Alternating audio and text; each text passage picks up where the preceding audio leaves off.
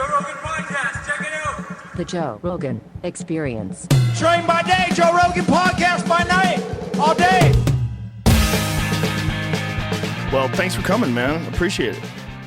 Yeah, thanks for asking. You've had a wild life, dude. How the fuck does one go from playing in Nirvana and Soundgarden to being a soldier?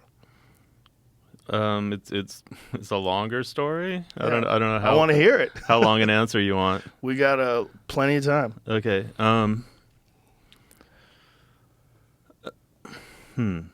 So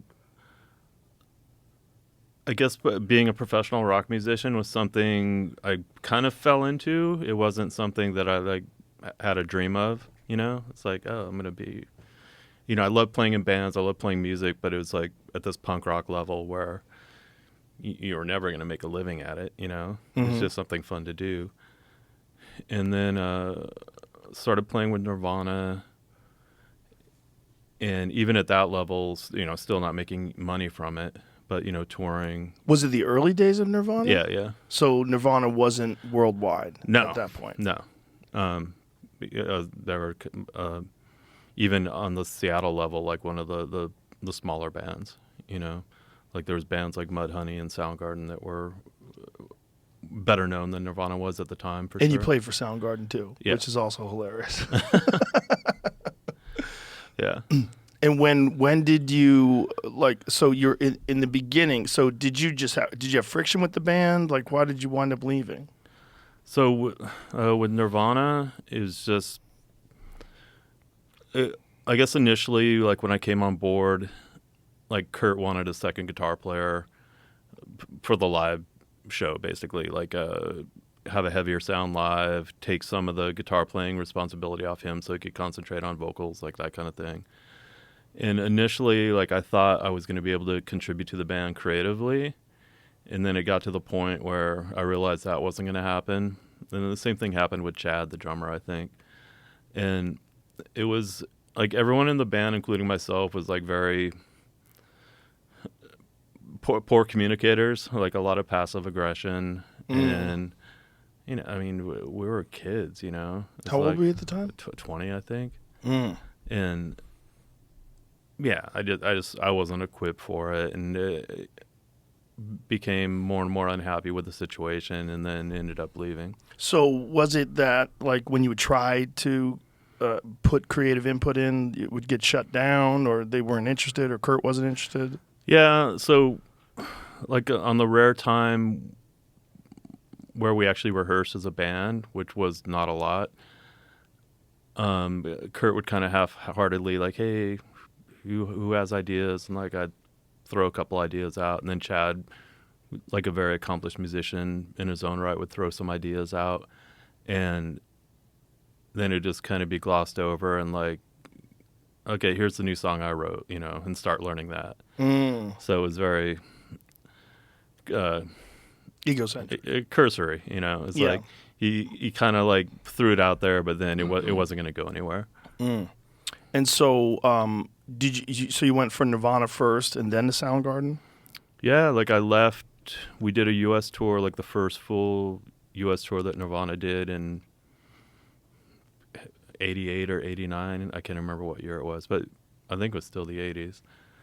And like I left at the end of that tour, like, okay, I'm done. Like nice little foray into rock and roll, but I'm going to do something else. And when I got home, I was planning on going trekking in the Himalayas. Like, really? Yeah, that was the next thing. It's like, okay, this was a nice diversion, but I'm going to kind of fulfill this dream I've had since I was a kid of like trekking in the Himalayas. So I went to Metzger's Maps in Seattle and was buying maps of the Himalaya, of Nepal and Tibet and all this stuff, and like getting gear sorted, and that's what I was going to do. And then at some point that summer or fall, I can't remember what time of year it was, into summer, Kim from Soundgarden called me and was like, hey, Hero, their bass player then, like quit. Do you want to audition for the band? I was like, you know, at that point, like Soundgarden was my favorite Seattle band, like hands down. And it was like, okay.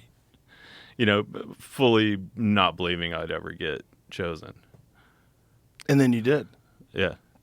And how did that end? I got fired. What happened? It's complicated, but I think at the end of the day, I wasn't getting along with Chris that well, the singer. And, obviously, who's going to go? Right. Yeah, it was me. Yeah. So how does that translate into becoming a soldier? I mean, there's more. There's more to the story than that, because there was still, like, I basically, like, getting fired from Soundgarden, like, put me in a pretty bad tailspin. It was a rough patch in my life for sure, and so in order to kind of cut this tailspin off, like I had to do something radical, and what I did was ended up moving to New York. And so, I mean, there's more to the story than that. But moved to New York, like, basically, I grew up in rural Western Washington, like, so it's kind of polar opposite to what my experience was. Like, got a job in a warehouse, got an apartment, and kind of started my New York life, and did that for a couple of years. What was your plan when you moved to New York? You just wanted to try it, experience life in the city? I think the main plan was like get out of this funk that I was in, And How old were you at the time? 21, 22 maybe. So just young guy trying to figure out life. Yeah. I mean, like, the Soundgarden thing, I mean, getting fired from Soundgarden, like, it broke my heart. It was a bad spot for me. And because I love that band, and it wasn't about, I never thought they would get as big as they did. Honestly, it kind of surprised me when they did, because they're a great band, but I always thought they were a little too quirky to be huge, despite the Chris factor, like, this genetically engineered rock star, But I always thought they were a little too weird to have like mainstream success, which was fine with me. I thought they'd be like a big indie band, like Sonic Youth or Butthole Surfers, like that level, And but it was more like I just loved that band, and I loved playing with them, and like having that taken away, it fucked me up for a bit. So you just went to New York City to try to experience a different life? Just running from my demons, like that old rubric. Yeah. But your demons tend to follow you.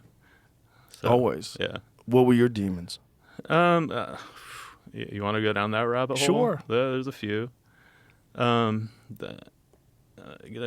Growing up, and like everyone has a story, right? Like, when my childhood was bad, and my childhood wasn't bad necessarily, but it was there was a lot of unhappiness for sure, and it stemmed from like my mother and my stepdad not being happy. They're I don't feel bad talking about it now because they're both gone now, but they probably shouldn't have gotten married, and they both, and that's one thing is like an adult, like looking back, you can kind of, you see your parents as human beings and not like these magical creatures that like feed you and take care of you. Right. And they got their dreams and their crushed dreams. Like, they're humans. So I have a lot of compassion for them now as an adult. It's like, oh, I get it now. It's like they weren't bad people. They were just people. And it's just being a child in that environment. Yeah, because that's, you have nothing to compare it to. Right. It's just reality. Yeah. It's like, oh, I guess this is what being a kid is. Kind of sucks. Yeah. It can. Yeah. But through that suck, a lot of times that's where you sort of get your drive, unfortunately. Oh, I'm a firm believer that growth is the result of trauma. Like, you need that thesis, antithesis, synthesis, that like Stephen Jay Gould called it, pertaining to evolution, punctuated equilibrium, where like evolution tends to stay stable if there's no pressures. But as soon as there's this introduction of new pressures, usually the result of some cataclysmic event. It's not a gradual thing. It's usually sudden and extreme. And that's where these new evolutionary pressures are introduced. And it's like, on this level of species, you adapt and survive or you die off.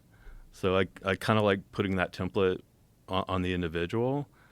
Like you kind of cruise through life and then something fucked up happens and then, hopefully you step up and grow from it, learn from it, all that stuff. So you go to New York City. You were there for a few years. What were you doing while you were there?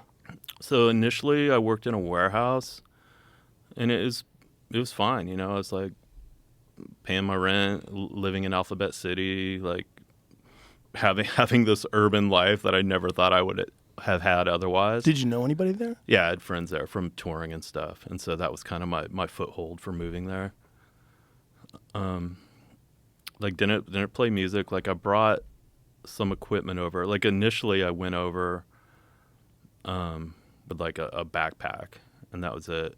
And I had a friend of mine's band who were on tour pick me up at JFK and drive me into the city. I still remember this, like the day before, like I was doing different kind of work to save money for the move. So the day before I flew to New York, I was like bucking bales of hay in like a hayfield, like farm stuff, right? And my buddy Spike, who I'm still good friends with, played in this band called Mind Over 4. They picked me up at JFK, and I remember sitting in the van and looking at my Converse, and like I still had like straw stuck in the Converse from baling hay the day before. And it was like, okay, here we go. That's an adventure. Yeah. Wow. So you're there for a few years, living that life. Mm-hmm. And how do you transition out of that? So I went back to Seattle at some point during the first year in New York to ship more of my personal belongings over. And actually, I went to Sub Pop because they had UPS shipping there. And I'm like boxing up my stuff in the Sub Pop offices and like getting ready to ship it to New York, like including like a Marshall cabinet, like some music gear. But I had this vague notion of, maybe I'll play there. But honestly, I probably didn't touch a bass or a guitar for like the first year after getting fired from Soundgarden. It still kind of had a bad taste in my mouth. But what changed that was summer of 91, maybe. I was friends with this band called Skunk. They're this indie rock band on Twin Tone Records. There are three Matts, Matt Sweeney, Matt Quigley, and Matt Coleman. So Matt Quigley, the bass player, quit right before a European tour that they had booked supporting Babes in Toyland, another amazing band. And so I get a call from Matt Sweeney, and he's like, hey, dude, like, Quigley quit. We got this tour coming up.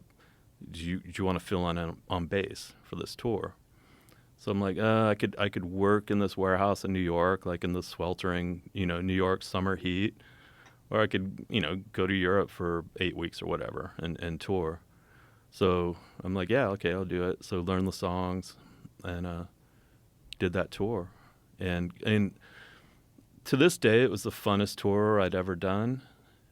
And I think that was because I really had nothing emotionally invested in the band. Like, I like the music, I like the dudes, but it's just, all I had to do was go out and play to the best of my ability, and yeah, it was just fun. There was no burden, no heaviness to it, Like being a part of Soundgarden. Yeah. Immense band that you had Yeah, that I was emotionally invested in. Yeah. And so how do you go from that to... There's more to the story. Keep going. Okay.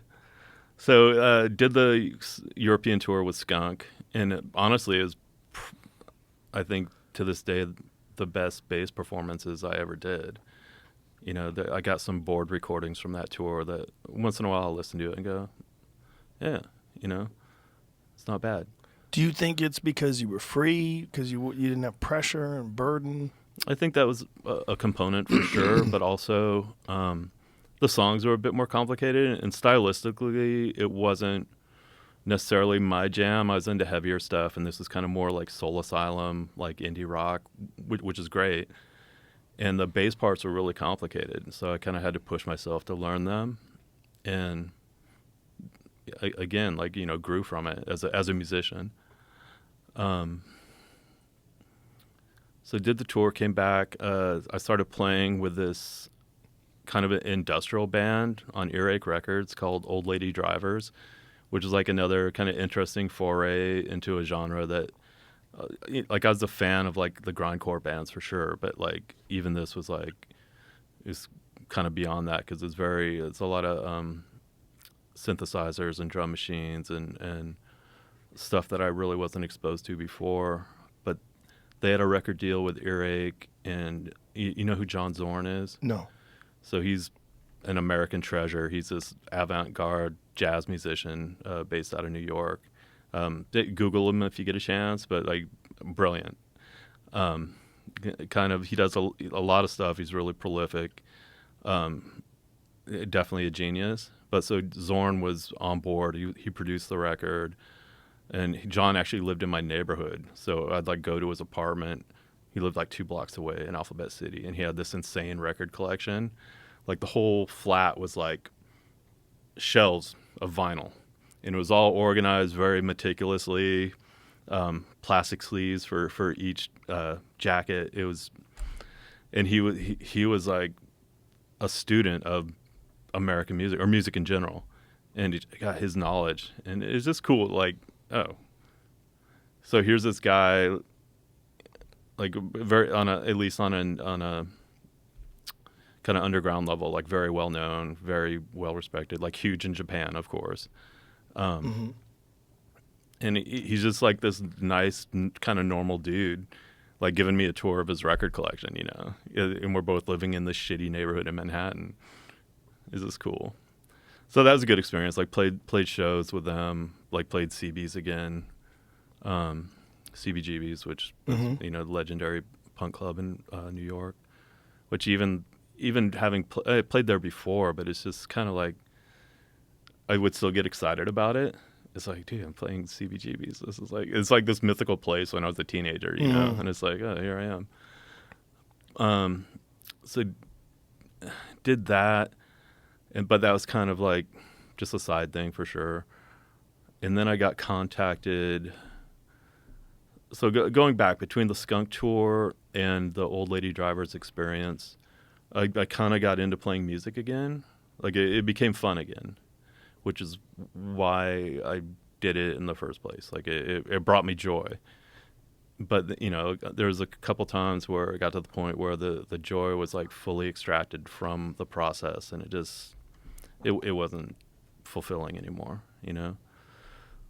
So anyway, I'm back in New York working in the warehouse, doing my thing, and I get contacted by, you ever heard of Uniform Choice? No. Like a hardcore band from LA from the 80s. I get contacted by Pat Dubar, who was in the 80s the singer for Uniform Choice, and that was a band I was familiar with from the punk days and everything. So he was in this band called Mindfunk, which, first off, like, horrible name, like, get it. we can go into that later, but Pat contacts me and he's like, hey, and they were signed to Epic Records, had one record out already, and he's like, hey, we're gonna replace one of our guitar players and our drummer. It's like, are you interested in trying out? And honestly, I hadn't heard their record, and I gave the first one a listen, and honestly wasn't that excited about it. But it was kind of like, at this point in my life, it's like I kind of knew, like, if I'm gonna give the music thing another go, like this is gonna be it. You know, it's like, do this and it'll either catch fire or it won't, and if it doesn't, I'll go on to the next chapter, whatever that is.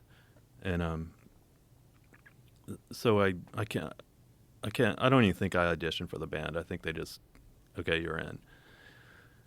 So now we're looking for a drummer. So I went and poached my friend Sean back home in Washington, who played in a band that I was a big fan of, and I was a big fan of Sean, and like convinced him to like come out to New York and like join this band that, you know, he'd never heard of. And like it took a lot of convincing to get him to do it, but he did it. And so this kind of Mindfunk 2.0 with Sean and one plus side was like, okay, major label, get put on salary, like don't need a day job anymore, right? So once again, I'm a professional rock musician, which not that I care about the title, but it was nice not to have the day job. So we get a house in Monmouth County, New Jersey, in order to write the next record. So band house, 5 of us living in this house. And it was routine. Like we'd get together every day, rehearse, write songs. I was given more or less full creative reign for my ideas and stuff, which was fulfilling on that level. The band was managed by John Zazula. Do you know who Johnny Z? No. So he was like the dude who discovered Metallica. That's kind of his claim to fame. And he had a label called Megaforce Records, which great 80s movie, by the way, if you've never seen it. No. It's so good. It's about the band? No. No. It's this horrible yet brilliant action movie from like 1982, I think. But that's a digression. So John and Marcia had this management company, like Crazed Management. They owned Megaforce Records, and that's the label that put out Kill 'Em All and the first pressing of Ride the Lightning. And they did Merciful Fate, Melissa. They did, you know, some really good records, like the first Anthrax records as well, I think. So John managed some pretty big bands. Like he managed Anthrax, Suicidal Tendencies, Ministry, I think. Like he was this kind of known quantity in the music world, or at least in the heavy metal world, hard rock world, whatever you want to call it. So we had Johnny Z signed to Epic, had the house in Jersey, writing the record. Like with the name Mindfunk, which again is like a dumb name, it kind of turned me off initially. So I suggested like making it one word, like contracting it to make it a little less odious. So it did that, kind of changed the logo. So it's kind of slipping in some aesthetic values that I thought were better, at least, than what was going on at the time. Why'd you hate Mindfunk so much? It's just a dumb name, you know? It's like the whole funk thing. It's like, oh, right. What, Chili Peppers, like what? No, it wasn't like that at all, Mm-hmm. you know? But, you know, there's a lot of dumb band names out there. And if the band catches fire, it doesn't matter if it's a dumb name. It just gets accepted. So it's not that big a deal. So recording, blah, blah, blah. Johnny Z. We get to, so we get Terry Date, the producer, on board to produce the second record. And I knew him, he's from Seattle, so I knew him from Soundgarden and from like other local bands that he produced, like a known quantity in that world. We book out Bearsville Studio up in Woodstock, New York. Like the studio's literally like on this old, you know, Dutch farm. It's like idyllic. So we get Bearsville booked out for 3 months. Got Terry Date on board. It's like it's September of '90. Must be September '92. We pack up the U-Haul, all the gear, drive up to Bearsville to start the next record. So Sean and I are in the barn setting up equipment on this farm to start the pre-production work. Like, I don't know, it's probably a Saturday. Or no, it was a Friday. It was definitely a Friday. So we're setting up the equipment to start pre-production work when Terry gets in.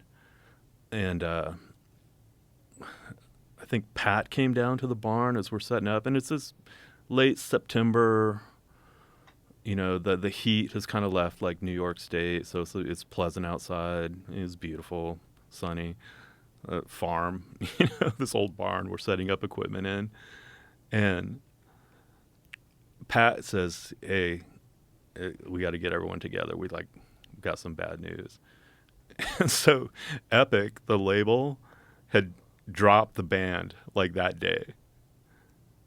Like catastrophic, right? Or could have been catastrophic. And just the fact that it was like a Friday afternoon, I'm sure it was like a Post-it note on some dude at Epic's like computer monitor, drop Mindfunk. You know, it's like, oh shit, I got to do that. So it's like, fuck, you know, it's like a $300,000 recording budget. Terry Date is producer. The band's literally homeless. Like, we're gonna live at the studio, but it's like, okay, what now? So the dude who managed Bearsville, and I can't remember his name, he's this British guy, super sweet, and he's like, he saw we were in a tight spot. He's like, you know, and he's out like a huge lump of money, right? Because that studio was booked out for 3 months. That's like a huge, you know, $250,000 probably. He's like, you guys can stay here and sort out what you got to sort out, kind of thing. So I remember Pat and I were living in one of the cottages on the property. It was like this very quaint little farmhouse. And like, we're, you know, at least I won't speak for everyone, but I was in a daze. I was like, fuck, you know, I was like already like lining up, getting my warehouse job back, like all this stuff. And so I remember just like staying in this house, sleeping on this antique leather sofa, and I have my cat with me. So it's me and my cat watching bad daytime TV. I think I lived on like Cheerios and like soda, like just nasty, right? Just because I was too lazy to go to a restaurant or buy food to cook, or it's just like, it's easy, bowl of cereal and some soda. Like, this just sounds so gross now. And that, even then, like, that's not how I normally ate. But during that period, that's what I was eating. So I was watching bad daytime television. And I remember there was this wall hanging in the living room. And it was this macrame, like, koala bear, you know, kind of tacky. And I kind of started obsessing on this macrame koala bear to the point where it's like, if I ever have a daughter, I'm going to name her Koala Macrame. You know, again, dumb. Oh, no. Speaking of dumb names.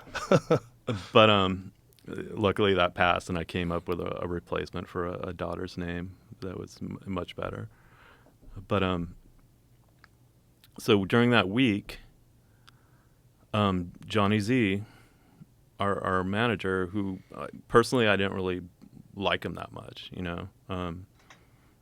He was kind of, there was something kind of dodgy about him, like in that music business way, that also put a bad taste in my mouth on a lot of levels, just being in that industry. But Johnny, you know, as much as I didn't like him, he came through, and maybe he was motivated by economic reasons rather than, you know, he's being a stand-up guy or whatever. But he signed the band to Megaforce, to his label. Put up the money for the recording to record the record, put us all back on salary so it didn't miss a beat. Like, no one had to get a day job. And then Terry Date, much to his credit, like he had every right to bail, right? It was like, okay, what's the next gig? Okay, I'm there. He got us studio time at Bad Animal Studio in Seattle, which is Hart's old recording studio. It's gone now. Like, all this happened in like a week, 10 days. Like, everything was back on track, just like new label, new studio in Seattle. And so loaded up the gear, flew to Seattle, and like probably 10 days later, we're doing pre-production demos at Bad Animals and recorded the record. And it was done, I think, by December.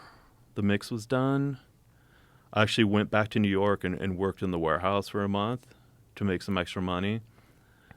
And then the band, well, not the whole band, but Sean, Pat, and I decided to move to San Francisco just for like a change of venue. So I think New Year's Day or the day after, I loaded up a U-Haul with all our stuff and like drove cross country by myself, which was like a super fun road trip. And then we got an apartment in the Mission District in San Francisco, and that's where Like 1993 was a very transitional year, and that's where kind of things got to the point where it's like, okay, I got to do something different for me personally. And what happens next? So we're living in San Francisco, like that, like while we're living in the house in New Jersey, during the recording process in Seattle and in San Francisco, like taking a lot of drugs, like a lot of hallucinogens mostly, but had my flirtation with heroin, like first started just smoking it, on tinfoil, and then went into IV use. And like I honestly enjoyed it, but it never got its hooks in me.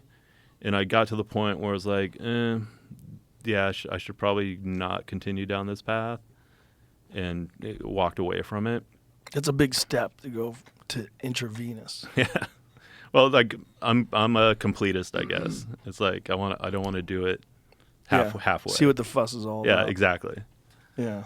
What is the fuss all about? So the feeling, what's your experience with opiates? Only like while I've been under like having surgery. Yeah, so it's the same. Yeah. Just that kind of weightless feeling. It's very nice. Like it's, I guess the analogy I can make is just that kind of post-orgasmic bliss where you're weightless and everything feels wonderful. It's like that, but induced artificially, I guess.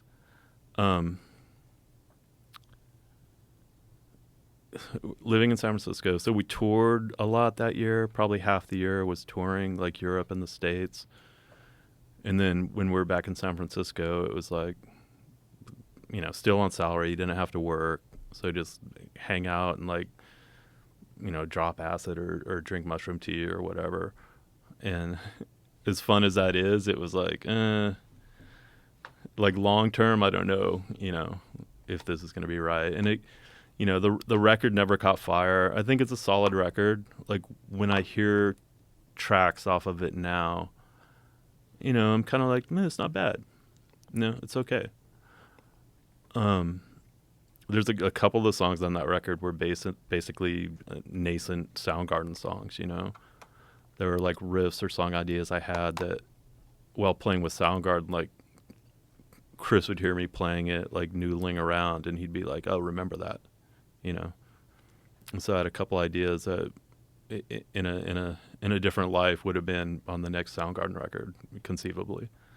So there's a couple of those songs on there. It's not a bad record. And we did played like a bunch of the big festivals in Europe. Like we did pretty much everything but make a bunch of money, which is, again, most bands. Most bands don't catch fire. So what happened? So during this period, 1993, I started, I guess, crafting the next chapter, right, for me. And I'd always been really intrigued by the military. Both my grandfathers were World War II vets. So my maternal grandfather was a tank commander in World War II. And he was kind of my introduction to like military stuff, and I'm a little kid, so I'm intrigued by it. Like, tank commander, that's cool. Like on D-Day, he was an E4 corporal, like gunner on a Sherman tank. On VE Day, his unit had made it all the way to Vienna, and he was a company commander. And it was just survival, like attrition. Like, I'm sure he was a fine soldier, but it was just attrition that he went from corporal to captain in, a year or whatever. My grandmother's second husband was a corpsman in the Navy, so his story is super funny. Like, he grew up in this small town on the Columbia River in Washington State. So I think there was like 20 dudes in his graduating class in high school. And so they graduated June 1942. So right after graduation, like 201, like every male in his class went to the recruiter and enlisted. And so he went in the Navy. His Navy MOS was like a pharmacist mate or something like that. So he's like, oh, I'll be on the ship, like working in the dispensary or whatever. Like, wrong. Like, he graduates, like they give him a helmet and attach him to a Marine platoon, infantry platoon, and like, you're the medic. And so he did like 7 amphibious assaults in the Pacific. Like, crazy stuff, right? Wow. Yeah. Like, it was super hard. And he had amazing stories, And then my father's father was in the Coast Guard, and he did a lot of coastal patrolling, Oregon coast, Washington coast, Columbia River during the war, just, looking for Japanese subs or whatever. And so because you had this sort of wanderlust that made you want to go trek in the Himalayas, and you had this family that had this background in the military, you were thinking that this would be something that would be adventurous or intriguing to you? Yeah, like I've always had a taste for like high adventure, like as a child, like probably even before I was school. So like Saturday morning cartoons. Like, how old are you? 55. Yeah, we're the same age. So I imagine probably grew up with similar cultural influences. So I remember in the like mornings watching TV shows, like cartoons, like Johnny Quest was the big one, right? Mm-hmm. Speed Racer, Yep. Marine Boy, like all this, and Speed Racer and Marine Boy were anime, but they were like great. Marine Boy was basically Speed Racer but underwater. It's just super cool, fantastical stuff. Great to feed the imagination. Like the writing for Johnny Quest was so good, and like the show in retrospect was like kind of progressive. It's like Johnny had 2 dads, and like they had this like a multiracial like composite family. Like it was like, but the writing was so solid, like super creative.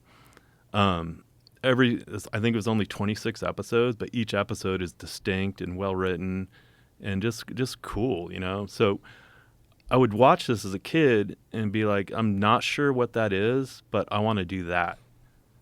So that was kind of the initial impetus for like, and then growing up in the woods in Western Washington, like I was expected, I was kicked outside after breakfast and not expected to be seen again till dinner time. And what I did between then was like on me. And so I'd go out and do stupid stuff like climb high tension power lines, to the top, like 5, 6 years old, like so stupid. Right.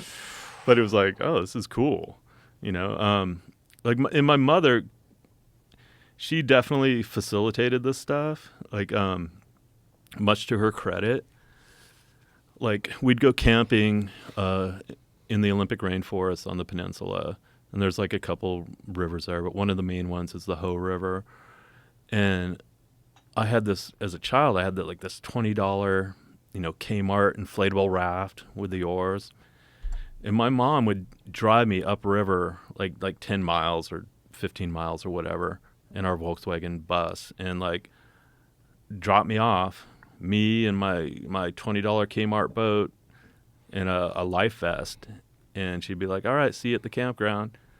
And so I would be doing this like, whitewater rafting by myself in my cheesy little boat for several miles, and didn't drown obviously, but it kind of instilled again or reinforced this sense of adventure, and I'm sure my mom would go to jail for that today. Probably not jail, but yeah. Definitely be discouraged. Mm-hmm. So that's background for the high adventure thing, the military thing. So 1993, I'm like, okay, I need to do something. I need that punctuated equilibrium, right? I need a dramatic event in order to promulgate like the next period of growth or evolution or whatever. So you really actively thought that way? Yeah. You were trying to achieve growth? Yeah, I didn't want to stagnate. I didn't want to fall behind, as like I guess as soon as I figured out what life authorship was, or the concept, even though I may have not have known the term, I kind of endeavored to actively author my own life. pursuing the ends of making a life that kept me engaged, kept me interested, and was meaningful to me, So the military seemed like more and more like a viable option for that next page, that next step. So I at the time, like 1993, there wasn't a lot of books out about special operations, and pretty much the only ones that were out there were like Vietnam dudes. So I devoured every Vietnam War special operations book, whether it was like LERPs, Rangers, SEALs, SF, whatever. Had Dick Marchenko written his books yet? That I don't know. I don't think so, because I think I would have remembered reading them.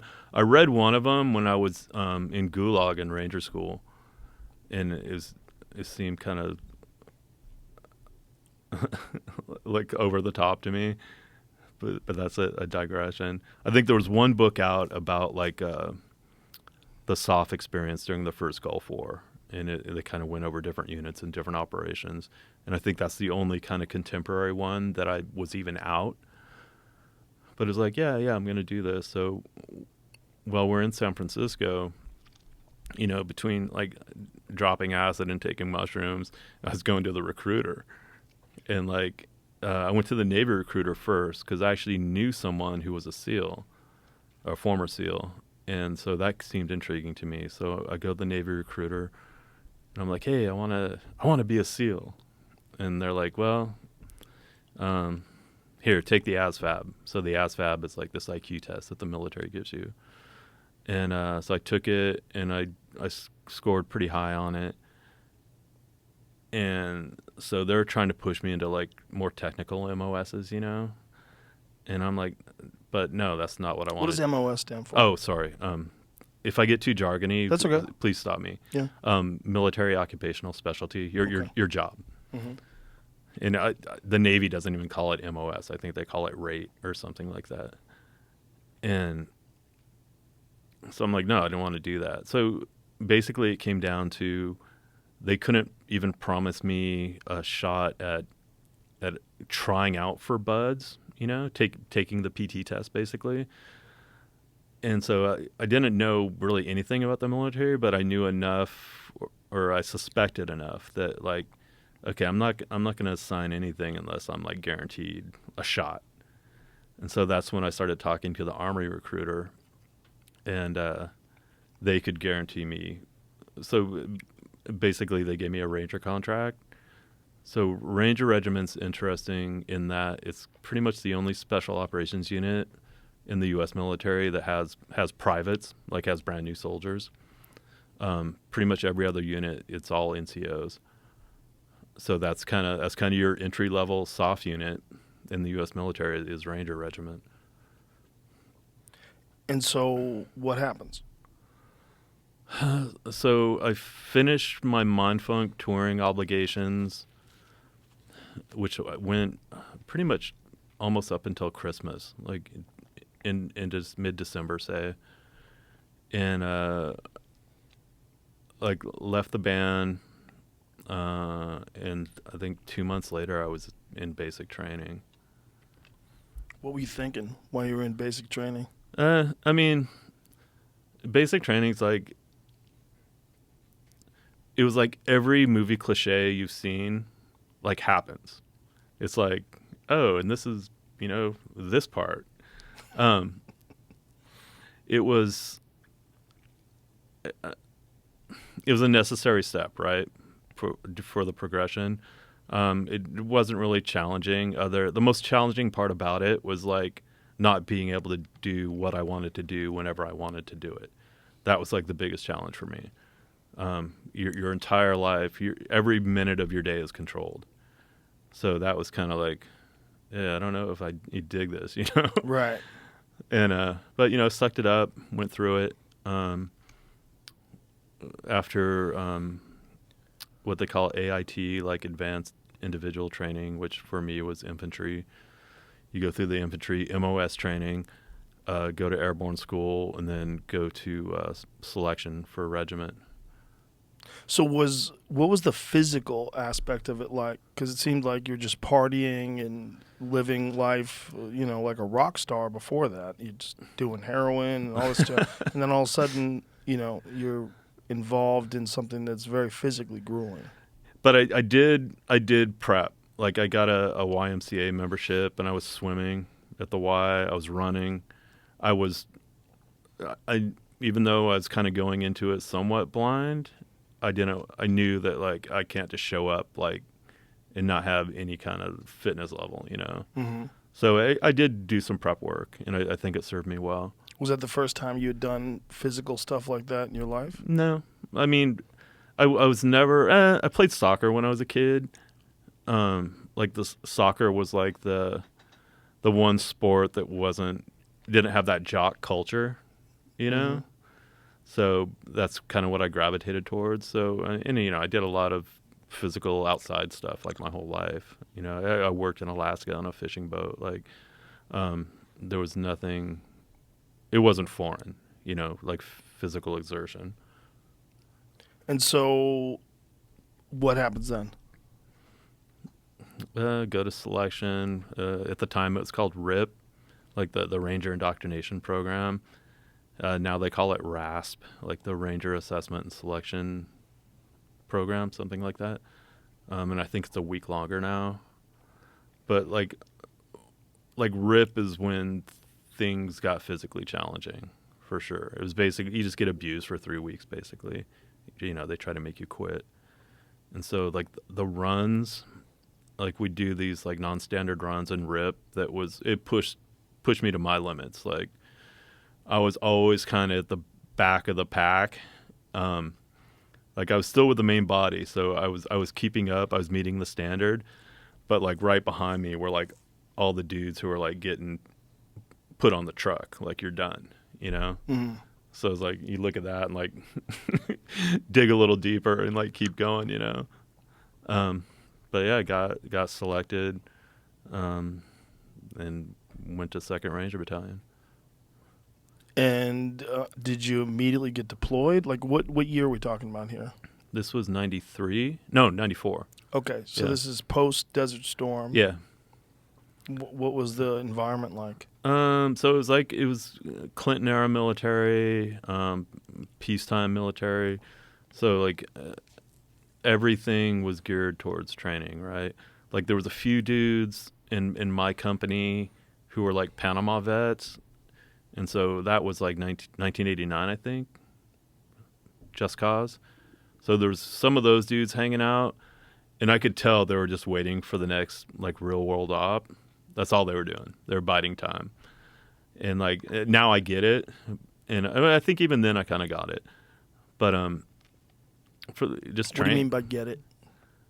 like that's you want to do it for real. Mm. You still want to train all the time. Right. So yeah, it was just a lot of training. There was deployments, but it was just all training deployments. Yeah. Went to Ranger school, like got my Ranger tab. And what happens after that? I finished my enlistment. It was like a 4-year enlistment, I think. And then I got out because it was like, in a way, I kind of thought like I achieved what I aimed to achieve by going in the military. And there definitely, wasn't a war on the horizon, at least one that anyone could see. So I had a break in service for a couple of years, and I kind of fucked off. Ended up going to community college, which is like another kind of funny story. If you're interested. Sure.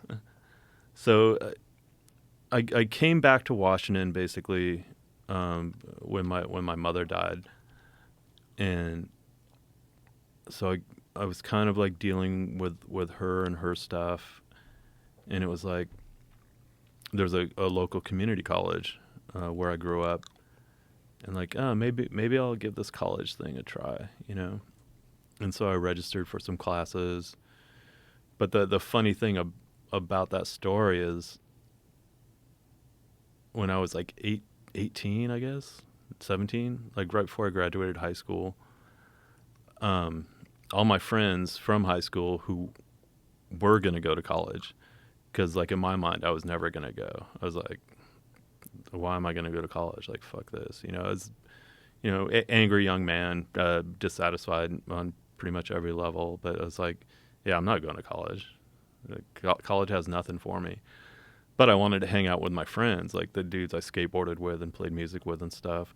And so they were all going to take their SATs at the local community college, like on a Saturday morning or whatever it was. And so I went with them just so I could hang out with them. And I took the SATs, but I took my SATs on acid.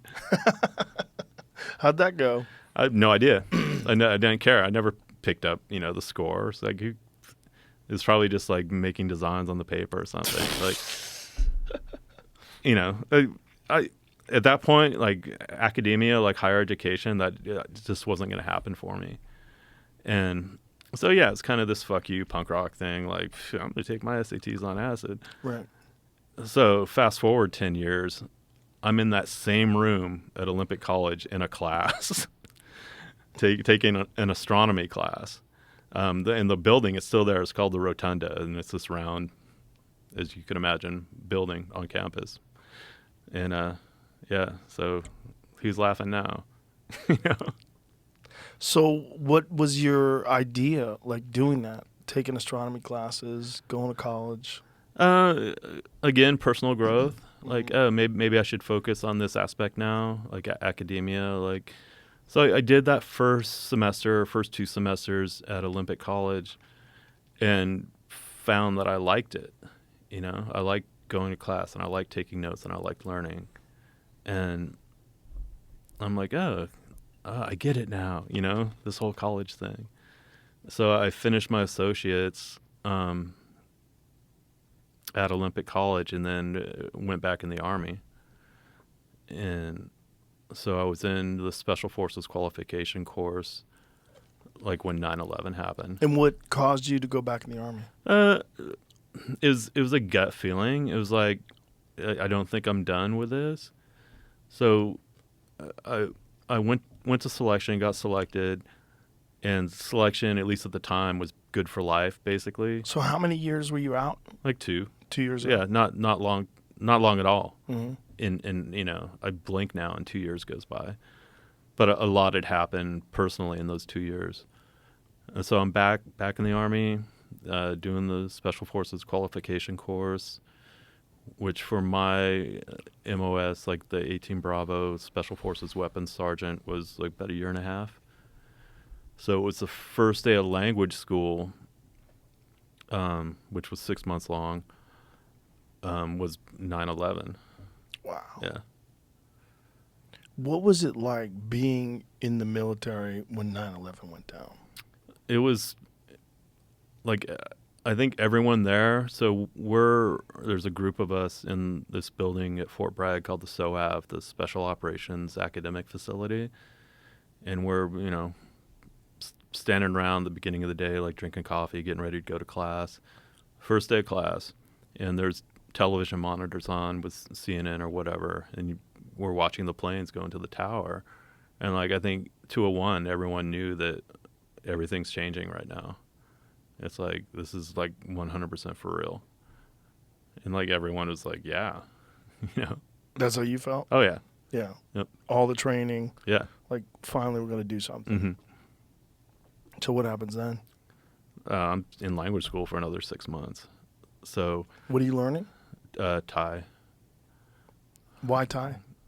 It's just like my unit's area of responsibility was Asia, so I had to do an Asian language. And I like Thai food. So graduate the Q course, like do a couple of J sets in Asia. So J sets, joint combined exchange training.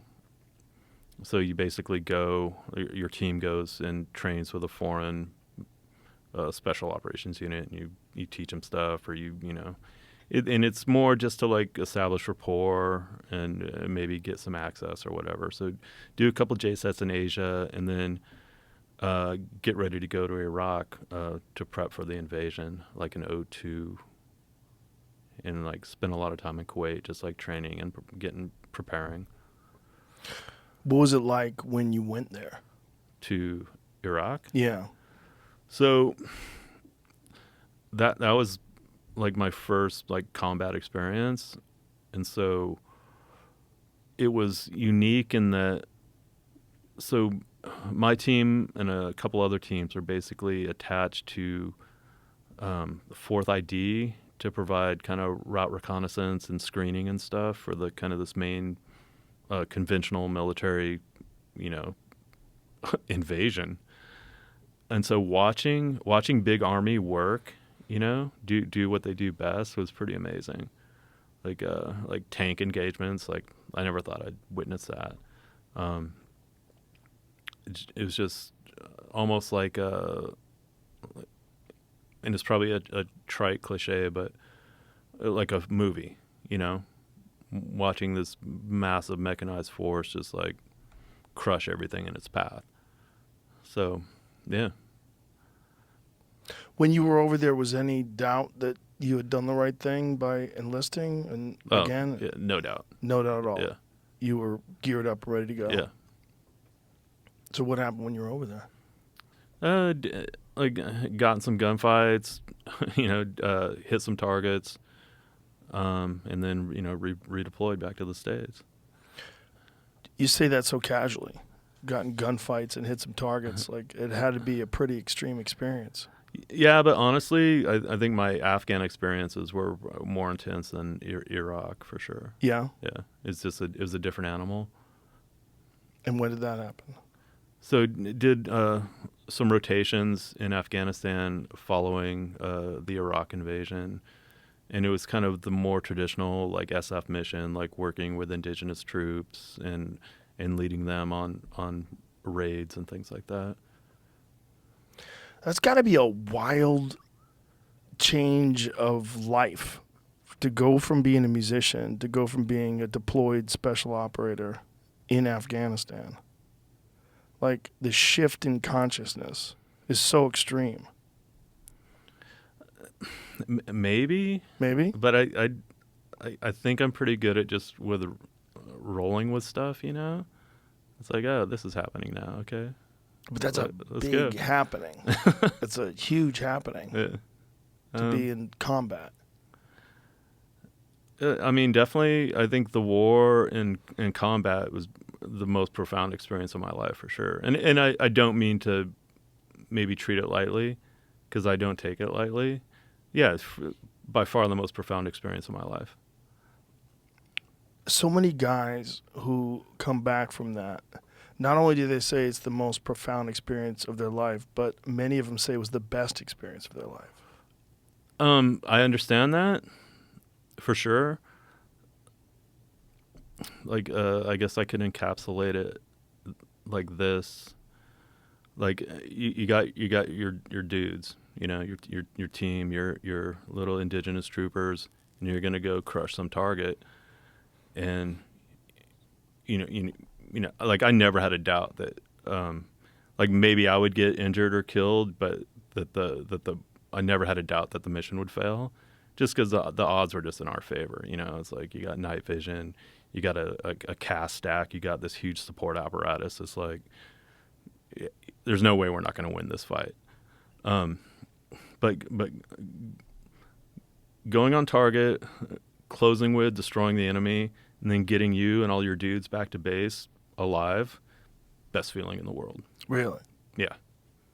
So many guys say that. Best feeling in the world. Wow. Yeah. What is it like? What can you describe it it's or give an attempt?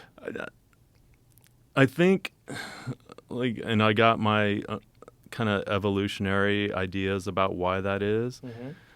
Mm-hmm. I think that we're on a very essential level, like doing what human beings, or one of the things we're meant to do.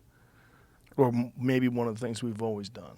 Well, we're an adversarial species, but like every species in nature is adversarial, you know, and it's not an evaluative statement. It's just kind of an observation. So I think on this, just the way our brains are, like evolutionarily, like, okay, we're the monkeys with the big brains, right? And we've created this very technologically advanced, if not challenging, environment now that we live in. But the way our firmware up here, we're still hominids on the savannah, you know, like 100%. And so I think through war, through combat, we kind of tap into that primal, okay, this is what we're supposed to do, you know? And was that surprising to have that part of your mind sort of ignited in a sense where you realize that like this is like something that's deeply embedded in your DNA? Yeah, I mean, I know I'm making that claim, but it's not based on like scientific research I've done. It's just kind of an intuition. Well, many make that claim. Yeah, it's not an uncommon thought. Yeah, so it rings true to me. And like, have you read like that Sebastian Junger book, Yes. Tribe? Yeah, great book. Yeah, and like his thesis, like that's the first kind of PTSD thesis I read that kind of rang true with me. Because like before that, the popular conception was, you know, these young men and women go off to war and see horrible things and come back fucked up. But like his thesis, where they lose that tribe, right? That task and purpose, unity of effort. You know, literally, we're tribal creatures. Like that's how we operate. Like I did a paper when I was doing my undergrad. I think I was trying to investigate like genetic impetus for like human conflict or whatever. And like during my research, one of the things I found that was super interesting to me was the way psychologically we're equipped to deal with about 100 to 120 individuals. Like that would be our extended tribe, our social group. Dunbar's number. Is that what it is? Yeah. Okay. Yeah, it's this group of people that you can contain in your mind. Yeah. And it's segmented. There's like a small number of people that you're intimately attached to. There's a larger number that are close but more like associates and friends. And then there's people that you know, and it extends out. It actually extends even further than 120 or 150. It gets to like people you are aware of, but it's fairly small, which is one of the weird things about knowing a lot of people. Yeah, that number gets really weird, and then your memory of people, it's almost like your brain deletes them because there's no room. Like, but then it's like, how well do you know them as well? You know, right. like how intimate is that relationship? But an interesting correlation I made, like researching this paper, was that number is the same number in Army Task Organization as an infantry company is 120, and that's kind of like you know your main operational unit as in the infantry at least. Like SOF, you're dealing with smaller teams, smaller numbers, but I thought, wow, 120, that's it. You know, and is that by design, or is that just the way it worked out? It goes back to our tribal roots, most likely, that we evolved being accustomed to that group of people, that number of people, or a similar number. Yeah, I mean, just survival. Like our mission statement is biological organisms. You know, even like the big brain monkeys that we are, it's like survive and replicate the gene. Yeah. And like everything else is kind of window dressing, you know? Right. It's like, and like you can window dress it however you want to make it seem more important than that. But, I'm a huge fan of the window dressing. Like that's definitely the salt in the soup for sure. But if you boil it down to, you know, it's, you know, what is the quiddity of being a human being? It's that, or any biological organism, like survive and replicate the gene. And so the whole capacity for combat, for human warfare, is like, even as an individual, if you're killed in combat, if you go back to like this group of hominids on the savannah, you're probably related to everyone in your group.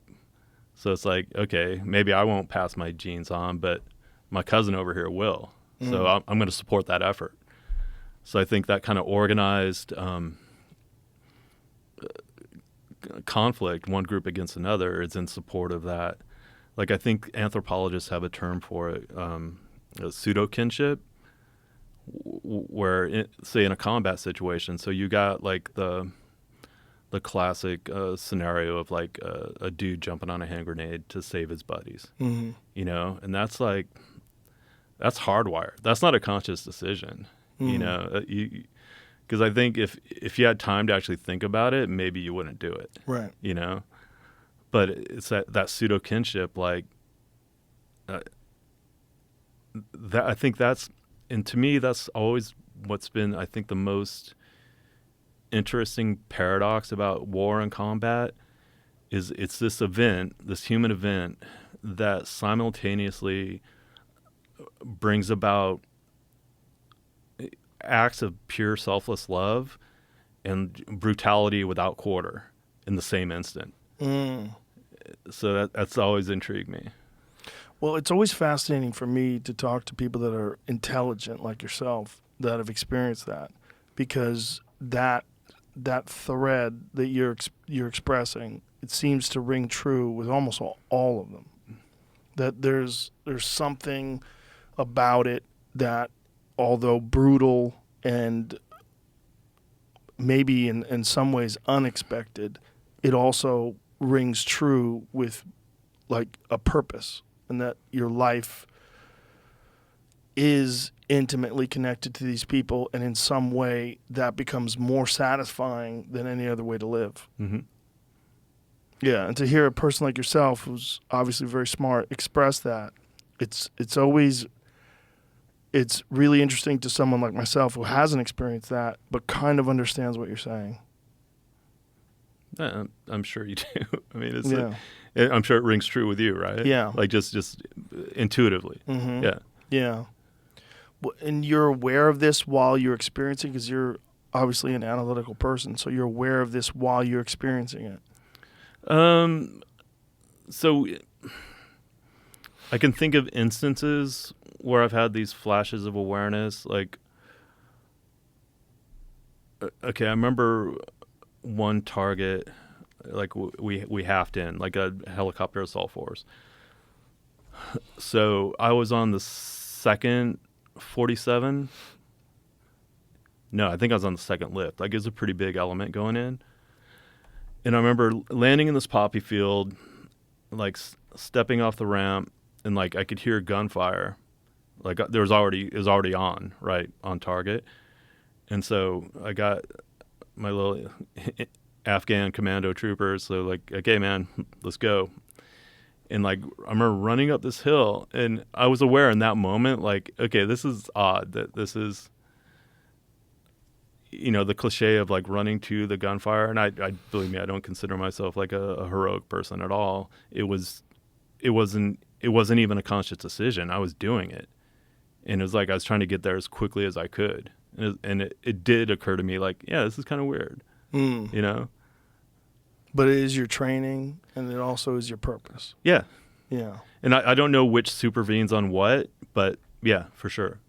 How bizarre was it, the whole poppy fields thing? Because I remember one of the most interesting aspects of the war was that we were protecting poppy fields. And there was this weird video, I don't know if you've ever seen it, of Geraldo Rivera, who was on Fox News, spinning this in some sort of a way, but realizing how ridiculous it sounded, while he was interviewing a general who was on the field, or I don't remember, it was a general soldier who was on the field, who was explaining why they were doing this, that they were guarding the poppy fields so that these people could keep making heroin. Mm-hmm.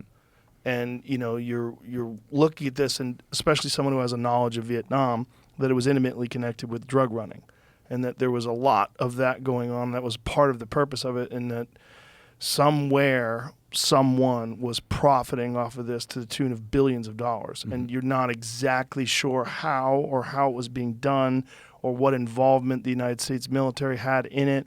But in this particular instance, you're living in the era of social media and the internet. Not necessarily social media, but at least the internet, where people are very aware of things like that are at the very least inconsistent with the narrative that we have here in America, that drugs are bad, bad people sell drugs, bad people make drugs, we have to stop the drugs from getting into the country.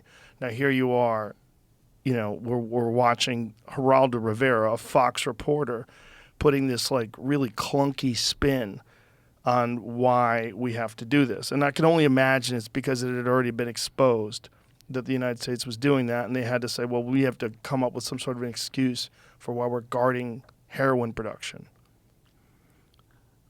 So I guess my understanding of if the U.S. mill was doing that is probably like a secondary consideration, because like at least down south, like that's a huge part of the economy. Mm-hmm. It's like opium production. Yeah, and I would guess it would be eradicating like the poppy fields would be a worse choice, like economically destabilizing like these people who are already super poor. Mm-hmm. But it's also for sure aiding in the profit of selling heroin. Oh, I mean, the Taliban would make money from opium production, even though it's against Islam or whatever. It's no, it was, I don't know how to crack that nut. Was that talked about over there? Yeah, I mean, like I know DEA was over there doing their thing. What were they doing? Selling it? I don't know.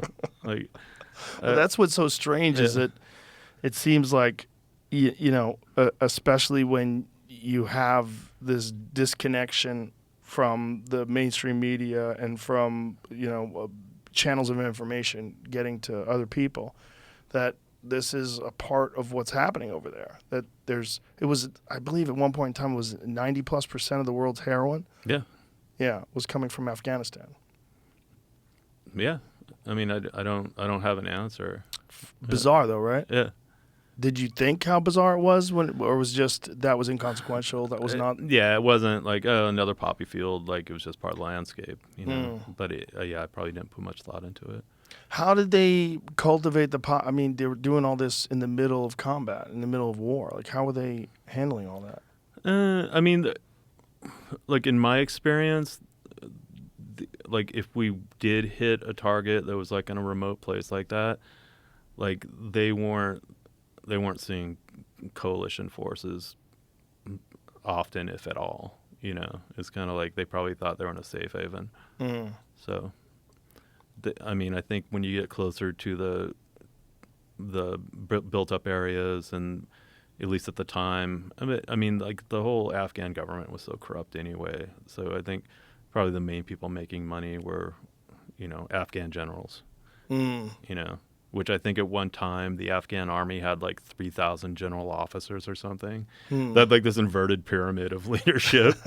Like, I'm a general, and they all have mansions and it's all corruption money. And How weird was that?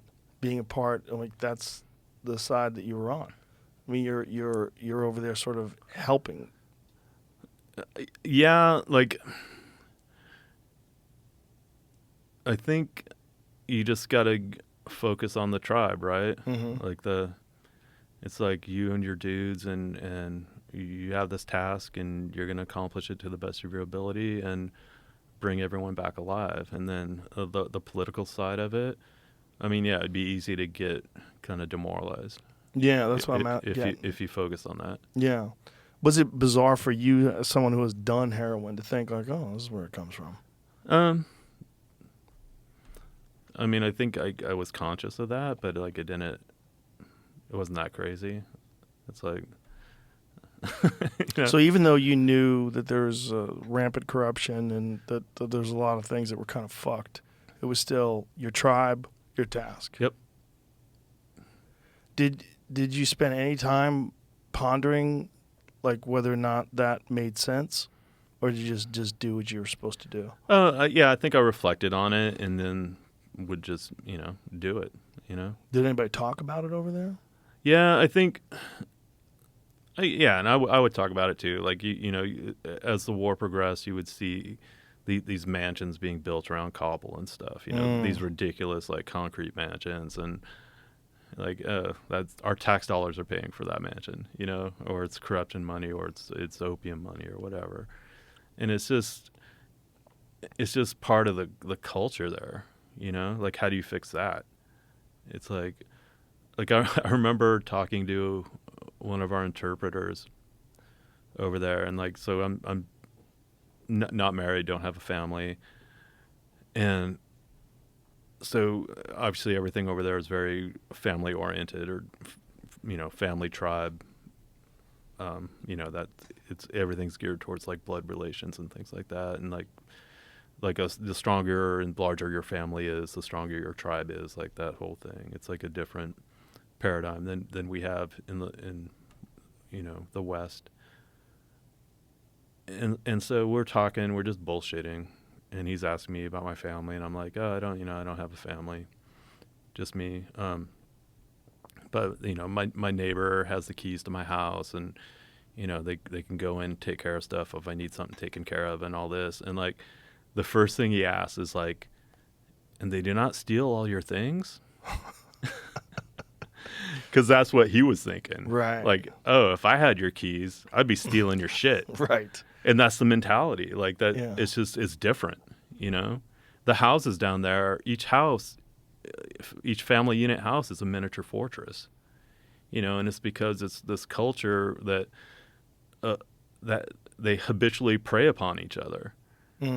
So the houses need to be these mini fortresses, you know, where here in the West, you know, like I don't have a fence around my property. My neighbors have my keys. Like, it's fine, you know? Yeah. How bizarre was that, though, to go over there and experience this completely different way of life with other human beings living on another part of the world, completely different set of values, different goals and expectations, different religion. It was fascinating. Yeah. Like, just because that part of the world, like Central Asia, is like such a fascinating part of the world, like all the way back to antiquity. All the history that's like transpired, you know, in that area. Any chance I got to see something like somewhat historical, like there's still remains of like Greek ruins from 300 BC. Really? Yeah. In Afghanistan? Yeah. Really? Oh yeah. There was I never got to this town, but up on the Oxus River, there's been several attempts over the decades to do an archaeological excavation of the entire city, but it's a no shit Greek city in Central Asia. Wow. So when Alexander of Macedon, when Alexander of Macedon, Alexander the Great. yeah, was his campaign in Asia, so he pushed all the way to the Indus River, but what he would do along the way is establish Alexandrias. So you know Alexandria in Egypt, but there's multiple Alexandrias. Like the etymology of Kandahar, the town in Afghanistan, is, you know, if you go back, it was Iskandahar, and Iskandahar literally means Alexandria. That was one of the Alexandrias that he established in Central Asia and all over Persia and Asia Minor, and like that was the thing. So and it was a way to kind of maintain a foothold in that part of the world, like build a city, establish like a Greek education system to educate the locals in the Greek model. So he was kind of projecting, you know, he was in it for the long game. Like, this is part of Greece. It's going to be Greek. And the Greco-Bactrian empire, if you want to call it that, probably lasted like 100 years, and then it just fell apart. Is there like documentation of the Greek cities, the ruins in Afghanistan? Yeah. Jamie, can you pull some of that up so you can find any of that? That's fascinating. I had no idea. So the old Alexandria. So here it is. Wow. Yeah. That's incredible. Yeah. And so that's just abandoned now? Yeah. That's amazing. Mm-hmm. And this is from 300 BC? Yeah, around that. Wow. That's amazing. I had no idea. So at one point in time, that had been some sort of a thriving community. Yeah, the city on the Oxus, Icanoom. See where it says Icanoom, Wikipedia? That was the city on the Oxus. Wow. Yeah. Wow. So they had an amphitheater. Yeah, it was a full-on Greek city. That's incredible. Yeah. That is wild. And so how did they maintain it, and how did it collapse? I mean, I don't know. Look at that. That's intense, man. But that's up north in Kunduz. What is that statue, Jamie, where it says a history? Yeah. Yeah, It's a Buddha statue. the Buddha's of Bamiyan. Like the Taliban blew those up. Oh, right. Fuck. What a bummer. Yeah. How old were those? That I'm not sure.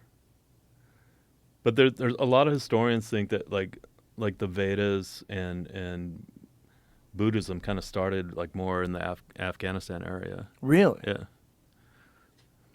No kidding. The Vedas. Yeah. Wow. Look at all these Buddhas. Yeah, there's tons of there's some really cool. So there was this really interesting period of history of Greco-Buddhism in Central Asia. There was one of the Greco-Bactrian kings, Menander, actually converted to Buddhism, and there was this brief moment of brief period of Greco-Buddhism in Central Asia, and so the Buddhas that were carved. So they're carving statues of the Buddha and stuff, but it's in this total Greco-Roman style. So they're beautiful pieces of art, and it's literally a Greek Buddha. You know, you look at it stylistically, and it's like that's Greek, but it's a Buddha, and it's cool, you know, flash in the pan of history. You know, see if you can find any images of that. Are those all gone? Did the Taliban blow them all up? No, I mean these. So there's actually some at the Met, New York, that I've seen. I've seen some at the National Museum in Kabul. Look at that. So, yeah, That's so strange because it's so obviously like influenced by Greek art. yeah, the folds in the robe and all that. Yeah, Yeah. Wow. Wow. it's really really cool, really interesting. Human civilization is so bizarre. The rise and fall of these empires and these civilizations, and for you to go and visit it in the middle of combat must have been particularly bizarre. Yeah, like I would try to get in, do my share of, for lack of a better term, like tourism. Like I went to the old Citadel outside of Kandahar, where right now when you're on the ground it doesn't look like anything, but if you go to like Google Earth, you can see the old outline of the city walls, and you could see the Citadel in the middle, and it's like it's still there, the remains of it. Like up in Nuristan, which is a super interesting part of Afghanistan. It's like the northeast part of the country, and it's a region that wasn't even converted to Islam until the end of the 19th century. Like you can make the analogy of they're like the Basque in Spain, right? It was like this mountainous region that kind of was able to retain like its cultural and linguistic identity because of the terrain. Like it was more defendable. So Nuristan was like that as well. And so they were finally forcibly converted to Islam into the 19th century. And before that, they were called Kafiristan, which is like land of the infidel. And then once they underwent the conversion process, they became Nuristan, which is land of the enlightened. Oh, wow. Yeah. But it's such an interesting place. I liked it a lot because it reminded me of home where I grew up, because you have like alpine forest. It looks like Yosemite. Like if they could ever have peace there, they could have like a trekking industry, you know, ecotourism, whatever, like White River rafting down the Kunar River, like is gorgeous. And there was places where in Afghanistan where I was like, I could be home on the Olympic Peninsula right now. Wow. Like mountains, alpine forest. Yeah, there's the old citadel. That's incredible. Yeah. I had no idea this stuff was there. Yeah. The history of Afghanistan is so fascinating and so spectacular, and so like the futility of trying to conquer that place and control that place. It's gonna be what it's gonna be, and like you're not gonna change it. You know, you're not gonna westernize it. It's not gonna happen. Did you like? It's so crazy that we were there for so long. It's a 20-year war. Would you have ever imagined that while you were there? No. Like if you would have told me September 10th, 2001, like, oh yeah, we're getting ready to be in a 20-year war in the Middle East and Central Asia, I would have been like, no fucking way. That's just not going to happen, you know. And then boom. What was it like to you when we pulled out of it finally? On the one hand, it was like a relief.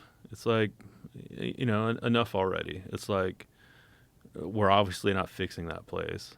You know, it's doubtful we could fix it. I think it would have been clever to hold on to Bagram and maintain a strike force there to put out fires, so to speak.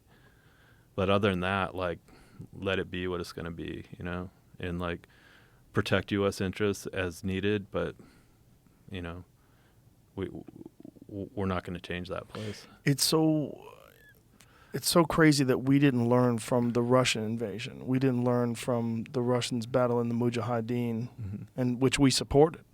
Which is, it's so strange that everyone makes the same mistakes. Or the British, or the Greeks. You know, Yeah. it's like the Greek foothold there lasted, you know, what, 100 years. Like, so historically, that's nothing. Right. Yeah. Just there's no place like it on earth in that regard. Just like because of the terrain, because of the people and the religion and the way it's controlled, areas are controlled by warlords. Yeah, it's all tribal. It's all, and that's the way they politically. That's the way they govern themselves, and that's just the, you know. And it's not even an evaluative statement. It's like, yeah, it's not Western style, but okay, you know, what are you gonna do? You know, Right. They gotta, at some point, as long as they're not impinging upon. It's I guess I have a very libertarian perspective. Like, you know, if they don't fuck with us, we shouldn't fuck with them. Right. You know. Yeah, there's a futility in trying to be the policeman of the world. And It's exhausting. yeah. You know, and ultimately you're gonna fail. You know, you're gonna drain all your resources trying to manage something literally on the other side of the planet. To what end? Right. You know? And then there's these entities that are profiting off of that futile attempt, which they would like to continue that money flowing in. So they continue this thing that everybody knows you're eventually going to have to stop. Yeah, definitely it turned into an industry for sure. And were you aware of that while you were there, that there was no way out of this? I mean, I guess I always suspected that it would never be, like, it wasn't going to be like, hey, check this out, democracy. It's cool. Right. You know, like, I pretty much knew that wasn't going to fly. I think the best I could hope for was just stability, you know? And that didn't happen. No. You know, there was some really bizarre moments after we pulled out of Afghanistan where they were interviewing the Taliban and talking to them about women being in control or women, you know, being in government and whether or not they were going to accept sort of this Western idea of diversity and inclusion, and they were just fucking laughing. Yeah. Yeah. Yeah, it's absurd to them. Yeah. You know?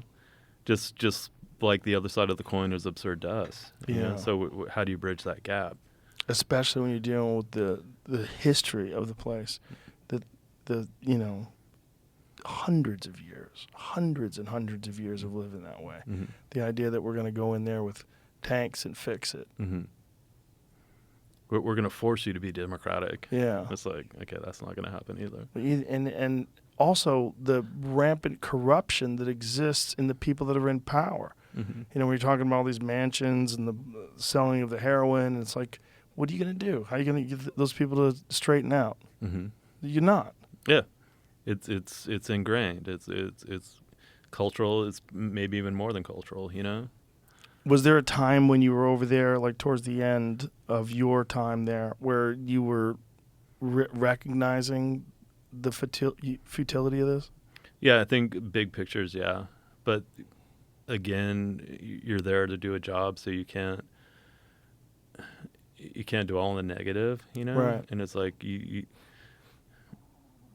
need to believe in the mission, And I believed in the mission as far as like myself and my teammates, like we're gonna do what we have to do and do it to the best of our ability, and everyone come home alive, Yeah. Complete your task, Mm-hmm. support your tribe. Yeah. Yeah. How long were you over there for? I did like 4 rotations. So I left the Army the second time, like 2007, when I was basically went back to school. What was it like to make that transition from being over there in one of the most bizarre wars we've ever been a part of, and then going back to school and going back to civilized society and going back to Western culture? Again, I think just my disposition, I tend to just go with things. You have a very unusual disposition. Really? I don't know. Like, I think 4 out of 5 ex-girlfriends polled would suggest I'm good at compartmentalizing things. 4 out of 5? Yeah. What about the 5th? No, I'm guessing. No, it's just I made the transition. I thought, well, it's like, okay, cool. I'm in school, like now working on this chapter. Why do you think some people struggle so much, and you were able to sort of at least fairly smoothly make that transition? I don't have the answer to that. I don't know. Did you have friends that struggled?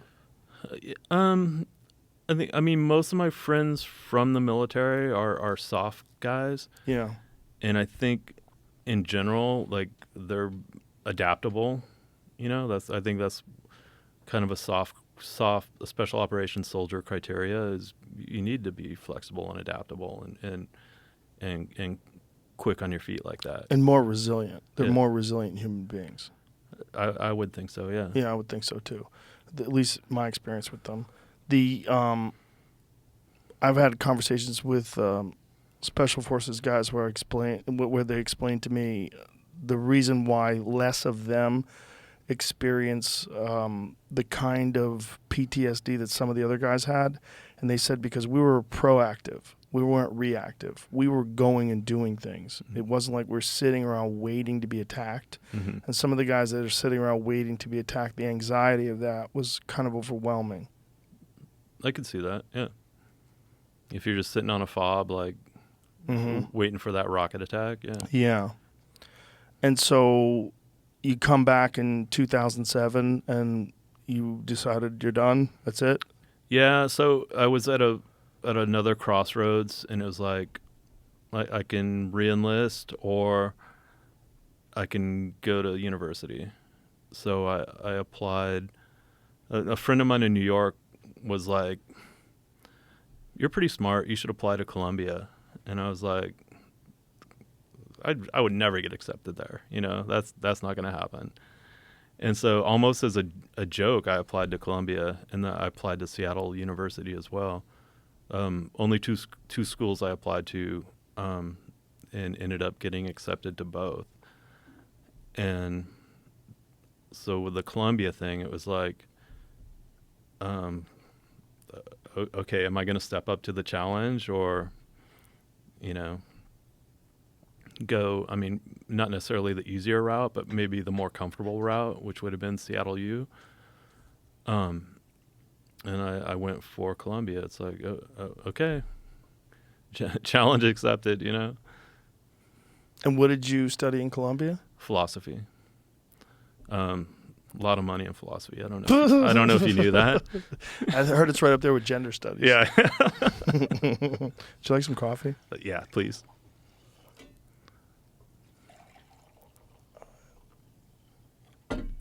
Cheers. Cheers. So how much time did you do there?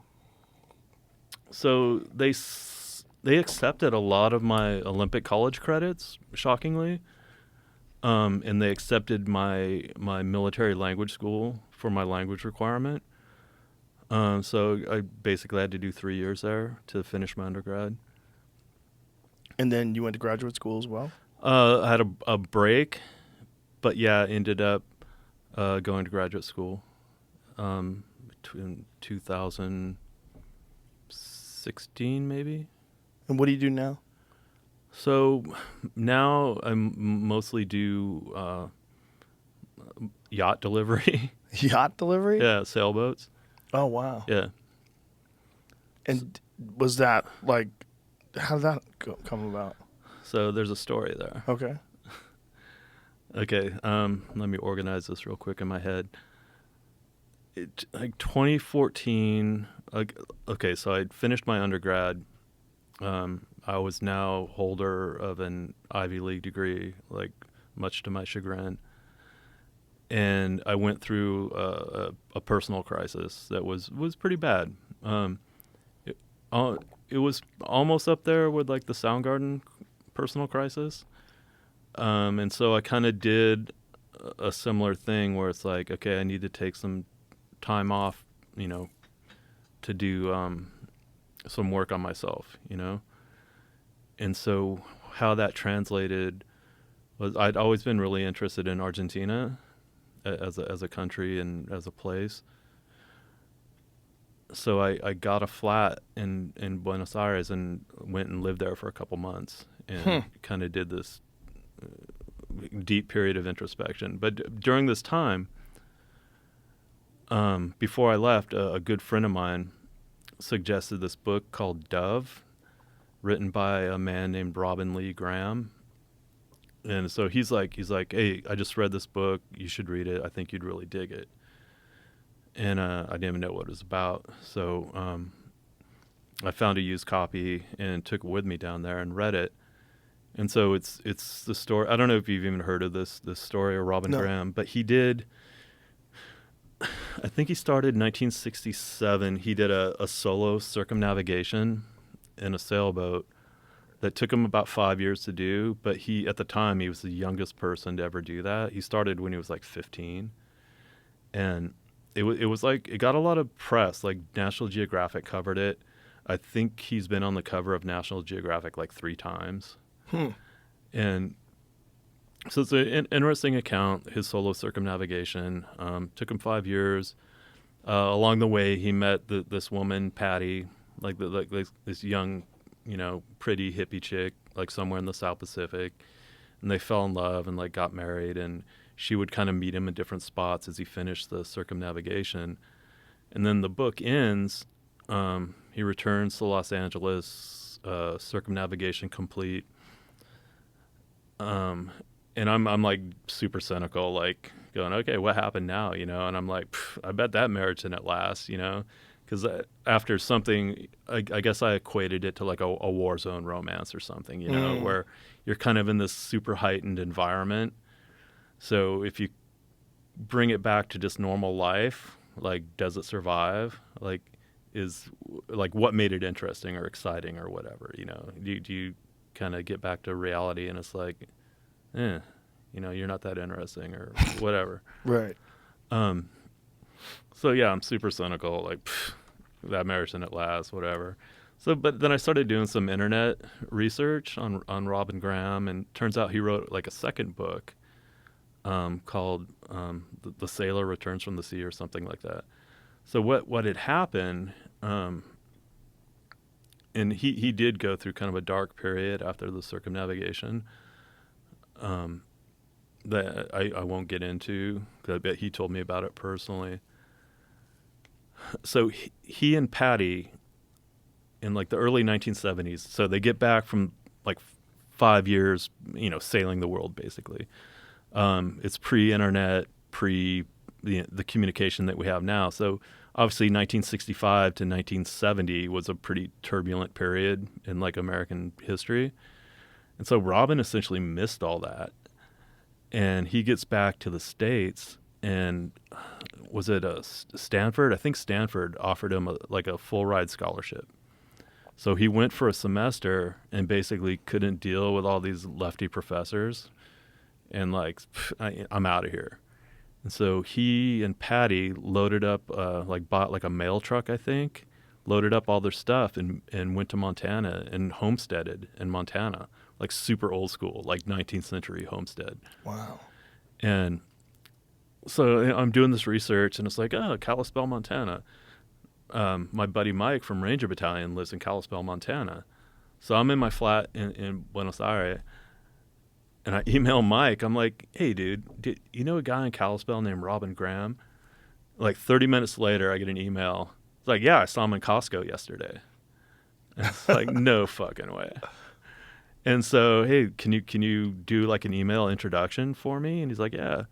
And so, fast forward to today, I'm very happy and proud to call Robin and Patty friends, like amazing human beings, like so cool.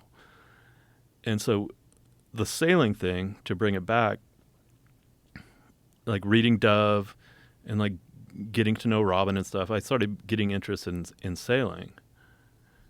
And like I live in Western Washington on Puget Sound. Like it's a very nautical culture, and I've worked on boats in Alaska and actually come from kind of a nautical family on my father's side. Like they all worked on tugboats on the Columbia River. My grandfather, my dad, my uncles. My dad was a commercial fisherman in Alaska, like ran his own boat for decades. And so it seemed like kind of a natural thing. Like I've always been attracted to boats in the water. So I started looking, did the practical thing, started looking for a sailboat. And I found one for sale that was about 10 miles from my house, but I knew nothing about sailboats. So I'm like pinging people I know who do know stuff about sailboats.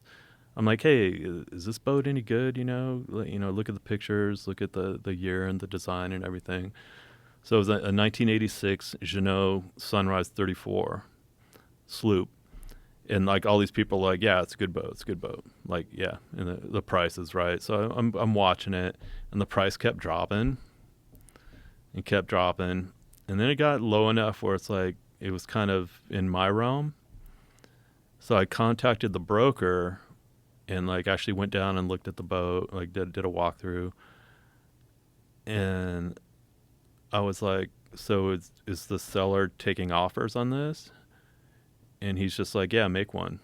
And so I had some deployment money saved up, and I could pile up about 17 grand. And so at the time, so I offered 17,000, and like half hour later, it's like, you got a boat. Wow. So, that was the beginning of my personal, sailing adventures. Did you live on it? Nope. My folks did that for a while. When they retired, my mom and my stepdad decided to live on a sailboat. They flew around the Keys, and they went down to the Bahamas. They just decided to just live on a boat for a while until my mom got bored with it. Yeah. My mom was like, let's go to fucking place. This is ridiculous. But I think it was a very educational and an enlightening experience to just live in nature on the ocean for a while. That's that's a wanderlust appeal to a lot of people, to just get on a boat and live on a boat and wake up and have coffee on the ocean, just exist out there. Yeah, I bought the boat with the intent, at least the vague intent, of doing a circumnavigation of my own. Just cause, really? Yeah, because it seems like such a what appeals to me about sailing is, I mean, outside of like electronic navigational aids, it's the same as it's always been. It's like you and the boat and the sea and the wind, and you know, you got to make it work.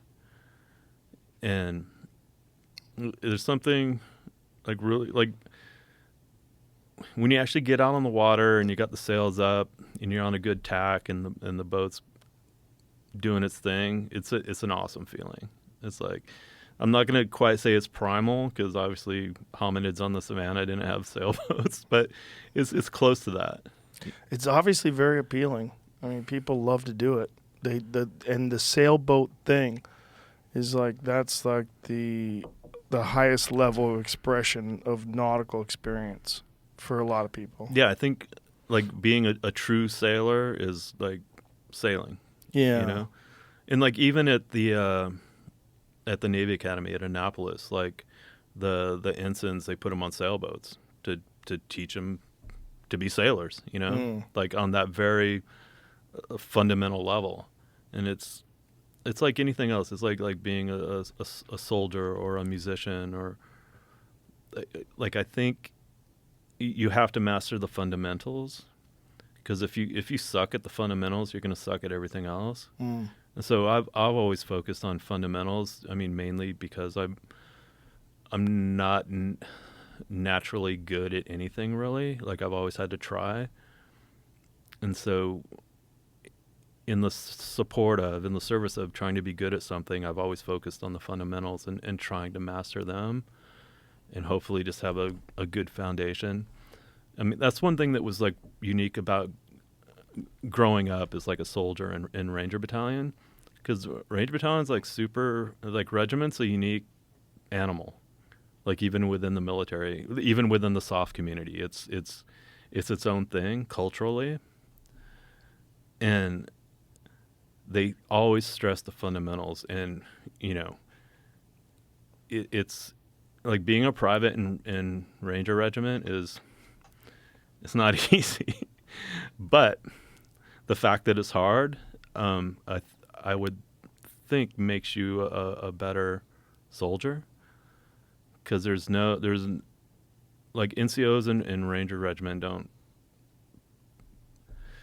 don't tolerate anything less than 100%, you know. And if you bring anything less than 100%, you're going to find out really quick, and usually in a way that's not pleasant. And so I think having that foundation as a Ranger private, I mean, I'm not going to say I'm any kind of amazing soldier, but I think it made me the best soldier that I could be, for sure. And I'll always look back at regiment as like being a very key event in my life, like my time there. Well, I think that any particularly difficult endeavor strengthens your resolve in basically everything you do in life. And when you're forced to do something that's very, very hard to do, it just changes who you are at a foundational level. Mm-hmm. Yeah, I think it's that punctuated equilibrium that I referenced earlier. It's like you need that traumatic event to be a catalyst for growth. Yeah. You know? These big events in life that change the progression of the rest of your life. Mm-hmm. And then you look back and go, wow, what would have happened if not for that moment, or if not for that experience? Mm-hmm. So did you decide not to circumnavigate the globe? I mean, that's like a huge endeavor. It would take, I think, at a minimum a year. And like, I don't know when the last time you had a free year. I don't have any time. Like even the first year of COVID, it was like, and it was the most free time I probably had in my adult life. And it was still like not a lot, you know? So it's something, I would still love to do it. I think being able to go, like there's islands in the South Atlantic or even in the Pacific that they don't have an airport. The only way you're going to get there is by boat, you know? And I think that'd be really cool to see. Like some of kind of the last, like, you can't say unexplored, but kind of the last like remote places on the planet. I would also imagine you would meet some very fascinating people that are also doing that. Mm-hmm. Yeah, I think so too. Yeah. So like the sailing, like kind of the 50-meter target right now with sailing is, have you ever heard of Race to Alaska? No. So it's this adventure race, kind of a quirky adventure race that's based back home where I live. And it's a boat race from Port Townsend, Washington to Ketchikan, Alaska. And there's really only one cardinal rule, and there's a lot of other rules, but they're pretty much deal with like safety at sea and things like that. But the one cardinal rule of the race is no motor. Like the vessel has to be either wind powered, human powered, but no internal combustion or electric engines. So, how long is that journey? I think generally you could do it in a week. It's about 750 miles. So they changed the rules last year so before you could only go up the inside passage, like the east side of Vancouver Island, and it's very constrained waterways, and like current's always an issue because a lot of like there's pretty big tides up there, like a 12-foot tide in that part of the country is normal, you know. And so you get these big tides and constrained waterways, and they turn into rivers. So if you don't hit the current right, hit the tide right, you know, you're going to have to anchor up somewhere and just wait for the tide to change. So there's those challenges. But anyway, they changed the rules last year where you could go up the Pacific side, like just go up the Straits of Juan de Fuca, hang a right, and just go up the Pacific. So that's what I intend to do, because you'll have good wind pretty much the whole time. It'd be a little sloppier, but you're not going to deal with the tides and currents. You're not going to deal with the ship traffic in the inside passage. You're not going to deal with like floating logs that you can hit at night. Like there's all these like things that make it less appealing to me for sure. What do you do at night in those circumstances? It's pitch black outside. You have no motor. So I got a crew of 3. So the team is called Super Nautiloid. It's like it's a reference to my favorite Black Sabbath record, and like did a logo and everything.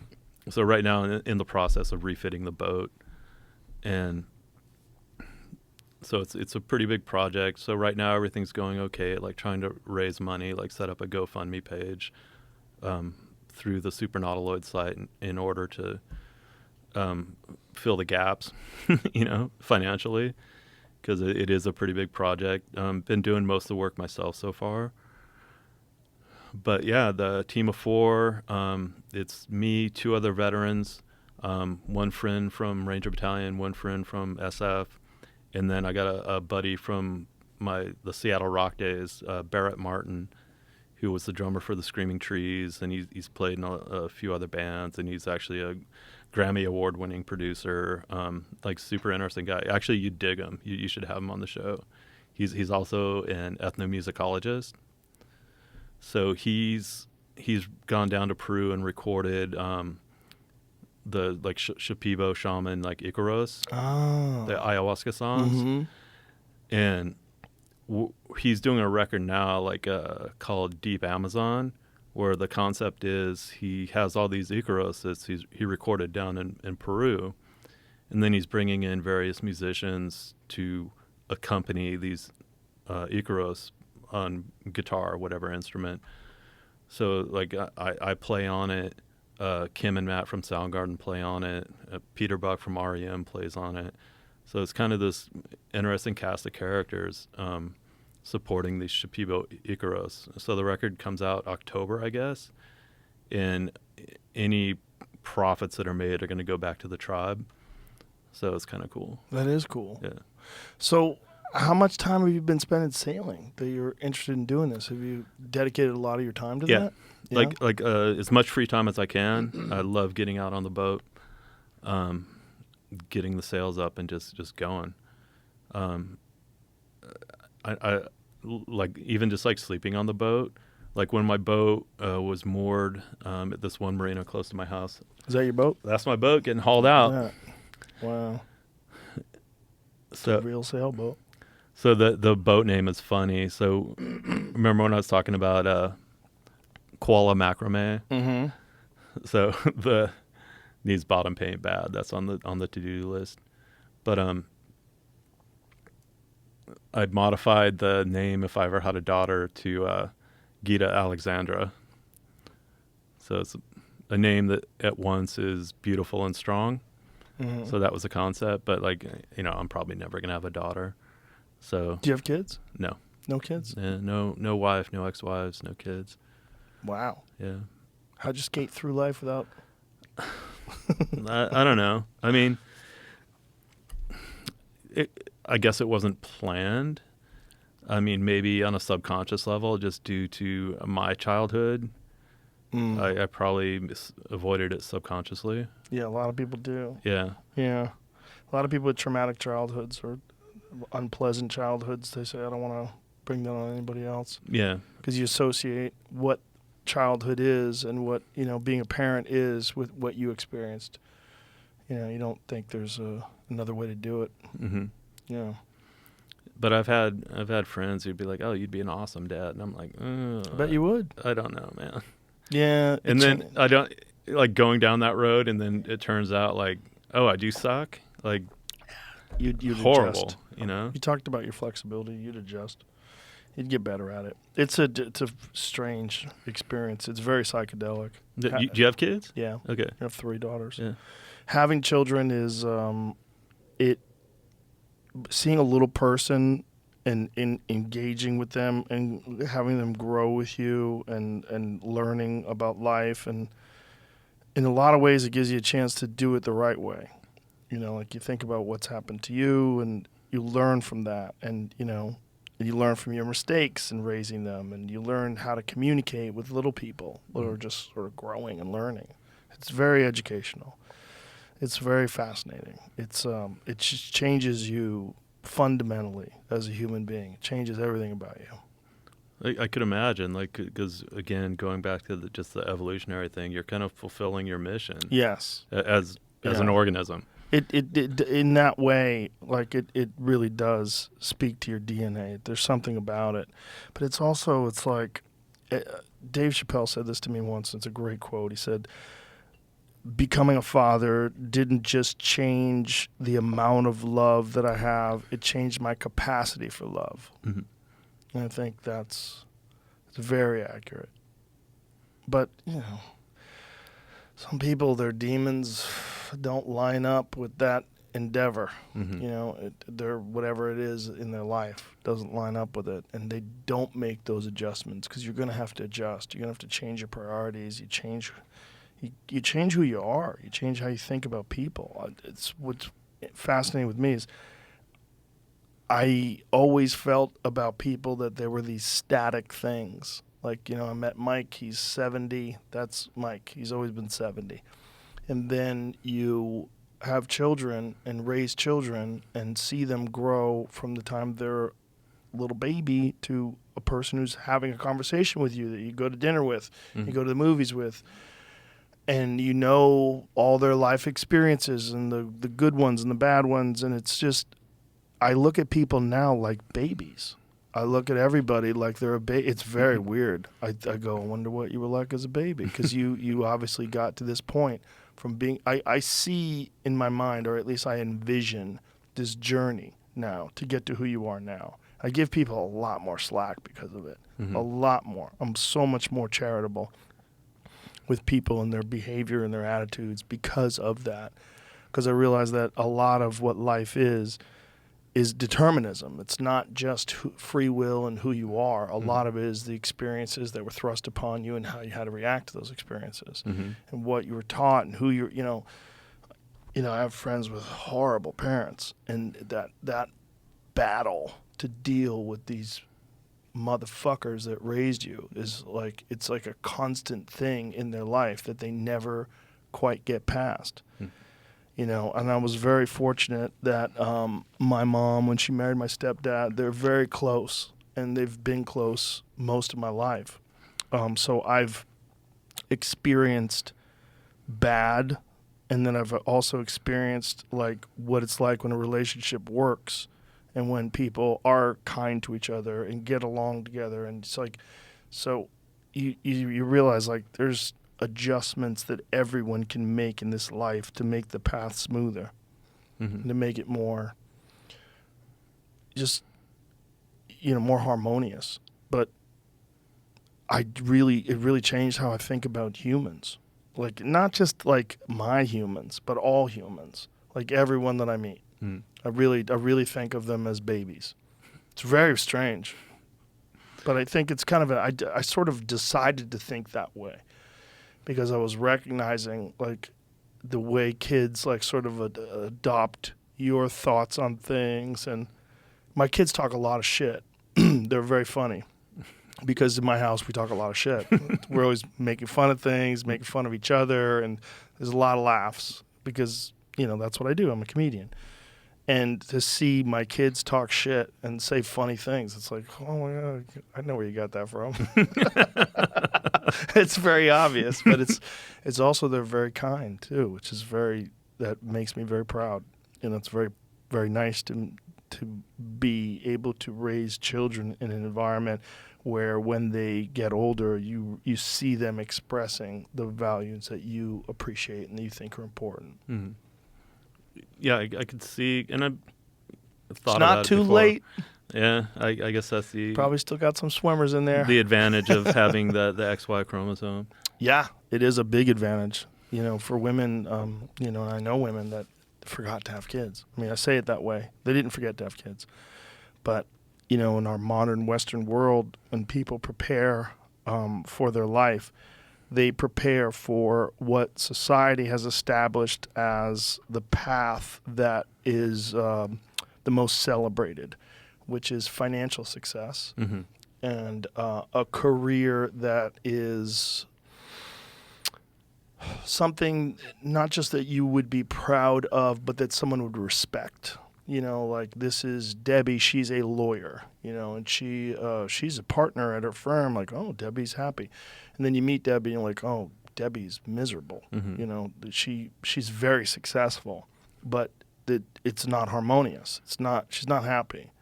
And that's, it's so hard when you're in the middle of it and you're thinking so much about how other people view you.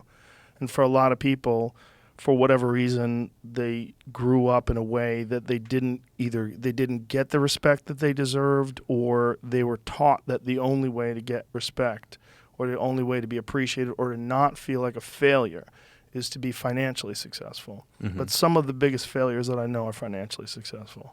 Some of the biggest messes of a life that I know are people that on paper are winners, and they're not. They're just a disaster.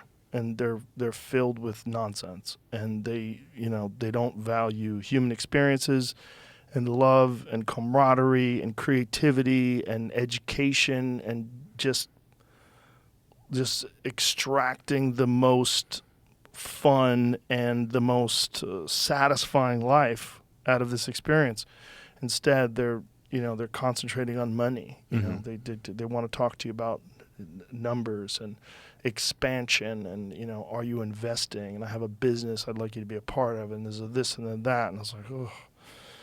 And you don't realize that it's gonna fucking end, man. And you don't realize it, I think, sometimes until someone close to you does die, and then you go, oh, this is so temporary and I'm not enjoying this process at all. And one of the things that I'm getting out of talking to you is that you have sought out these difficult but educational experiences. And that's what makes someone fascinating. That's what makes someone cool to talk to. The path of the most boring people to talk to are the people that are just thinking about making money. They're so fucking boring. It's so brutal talking to them because they have this very narrow thing that they're obsessed with. And that thing gives them social status. When someone sees them, it's like, oh, there's Bill the millionaire. Oh, he owns his company, and there's this and that. And meanwhile, Bill's right about to have a fucking heart attack. He's like got very little time left and doesn't even realize it. And he's taking Adderall all day to try to keep up, and doing cocaine and cheating on his wife and fucking flying on jets everywhere. And it looks on paper like he's the man, but meanwhile, he's a disaster. And there's a lot of people like that. Yeah, I agree with you. I think I was fortunate enough to start figuring out that stuff at a relatively young age, where I made the shift. And I think it's a very human thing to want external validation. Yes, You know, for it's sure. like we're social creatures. We're these tribal creatures. Like, we want the other people in the tribe to, go, yeah. Mm-hmm. But I think the internal validation, at least for me, where like basically, I don't mean this like in a malignant way, but like when you kind of stop caring what other people think about you, and focus more on what you think about yourself. Like for me, that was like a huge shift, like a huge like giving up like doing things that like I thought that other people would think was cool, Right. That's what a lot of people do, right? That's Yeah. what a lot of us do. And I'm certainly have been guilty of that in my life. Oh, we all have. Like Yeah. I have too. Like Mhm. it's human. It's not, and it's not that big a dig. And maybe there's a balance. But then it's like, as soon as I figured out like that internal validation meant everything to me, and the external was just, it was fluff. Yeah. It was this vapid thing that at the end of the day wasn't satisfying at all. There's some satisfaction in the respect of people that you respect. Yeah, for sure. Yeah, when you see this person's an exceptional person and they enjoy being with you, you're like, oh, maybe I'm okay. And there's actually a couple things I'd like to go back to, like what you were talking about. And one was like in reference to parents, like maybe I'll view them as babies now, Mm-hmm. but like as soon as it's probably my late 20s where I started like viewing them as human beings and like imperfect creatures like we all are. Yeah. And like all of a sudden I had all this empathy for them, Yeah. And there's a quote, and I think it's attributed to Plato, but I don't think it's him. I think it's more of like a 19th century thing, but it goes something like, be kind, for everyone is fighting their own battle. Mm. And so like I apply that to like people. I apply it Yeah. to myself, Yeah. It's like I'm definitely fighting my battles still. Yeah. I'm figuring some shit out, but it's not over. And I'm sure it never will be. It never will be. Yeah. I don't imagine it ever is. But the process is interesting, and obviously breakthroughs are interesting. But what was the other point? Yeah, just the empathy for others, working on yourself. Like there's an Evel Knievel quote, and I'm gonna have to paraphrase because I can't remember it exactly. But he's like, when I was young, I cared about what other people thought, but now that I'm old, I just care about what I think. Like, and it's like, it's kind of the same thing. It's like, Yeah. and yeah, obviously I care what other people, at least the people I care about, I want them to think that I'm a decent person, right? Sure. That's normal. Yeah. And again, going back to another thing you were talking about, is like the most important thing in my life these days, are personal relationships. Yeah. It's like I'm at the point now where I'm, and I'm sure you do the same thing. You curate your tribe, right? Yes. And like these relationships are like so rewarding, and so honestly, that's where I extract the most joy in my life from, is these personal relationships. Yeah, that's what I'm most protective of too. Mm-hmm. Most protective of those people, but also protective of not allowing anyone else in the tribe that I don't think You have to jives. you have to curate the tribe. Yeah, you have to be very Yep. careful about that, because I know so many people that have been involved in friendships and relationships with people that are just disastrous, and it's like a drowning person. You try to help them and you drown too. Mm-hmm. Some people just will fucking drag you in, and other people's they'll elevate you. Mm-hmm. And it's obviously not they're not perfect experiences. We're all human, but through even mistakes and then the reconciling of those mistakes and the communication through that, it's an educational experience for everybody involved, and everyone's sort of on the same sort of path, in the sense where you're trying to be a better version of who you are. You're trying to be a better person. Mm-hmm. And that might be being a better parent or being a better friend or being a better artist or whatever it is you're trying to do. But it really benefits you to be around other people that are also trying to do that thing too. Because, one of the beautiful things about, for me, about having this podcast is being able to communicate with so many interesting people and being able to have these conversations like we're having right now, where I get to, I just met you today, but get a sense of your journey and your life. And I think about it through your eyes and through your perspective, and it educates me, and I think it educates a lot of the people that are listening, and it'll resonate with them. Like, oh, I kind of see where this guy's coming from, and it just expands our landscape of understanding. Yeah, I mean, and that's ultimately we're trying, like the word harmonious. I've used it too many times probably, but that's really what it is. Like you're not. It's not going to be great all the time, but you want it to be as harmonious as possible, and you want to enjoy as much of it as possible. Absolutely. Yeah, and sometimes like with you and what you did, it's like embracing things that are really fucking difficult, and through that you get an understanding of yourself that's really not available to someone who doesn't go through struggle. That's the intent for sure. With no. Again, it's that punctuated equilibrium. If there's not a traumatic, a stressor, say, you're not going to grow. Yeah, you're just going to flatline, and like maybe there's no negativity there, but there's also no positivity. Right. You're just dull. Yeah. And I think that's the problem with a lot of people today, and why they're medicated, is that they're not experiencing life in a way that seems to resonate with them in a positive manner. It doesn't seem right. It seems shitty and depressing. I had this conversation with a buddy of mine the other day where he was talking about stages of his life where he was very depressed, and we came to this conclusion. But during that time, your life sucked, and now your life is pretty cool, and of course you're happier. And that seems so simplistic to some people, but a lot of there's without a doubt, there's clinical depression. There's people that have something wrong. There's an imbalance, whether it's a physical imbalance or a life imbalance or a trauma that they can't get over.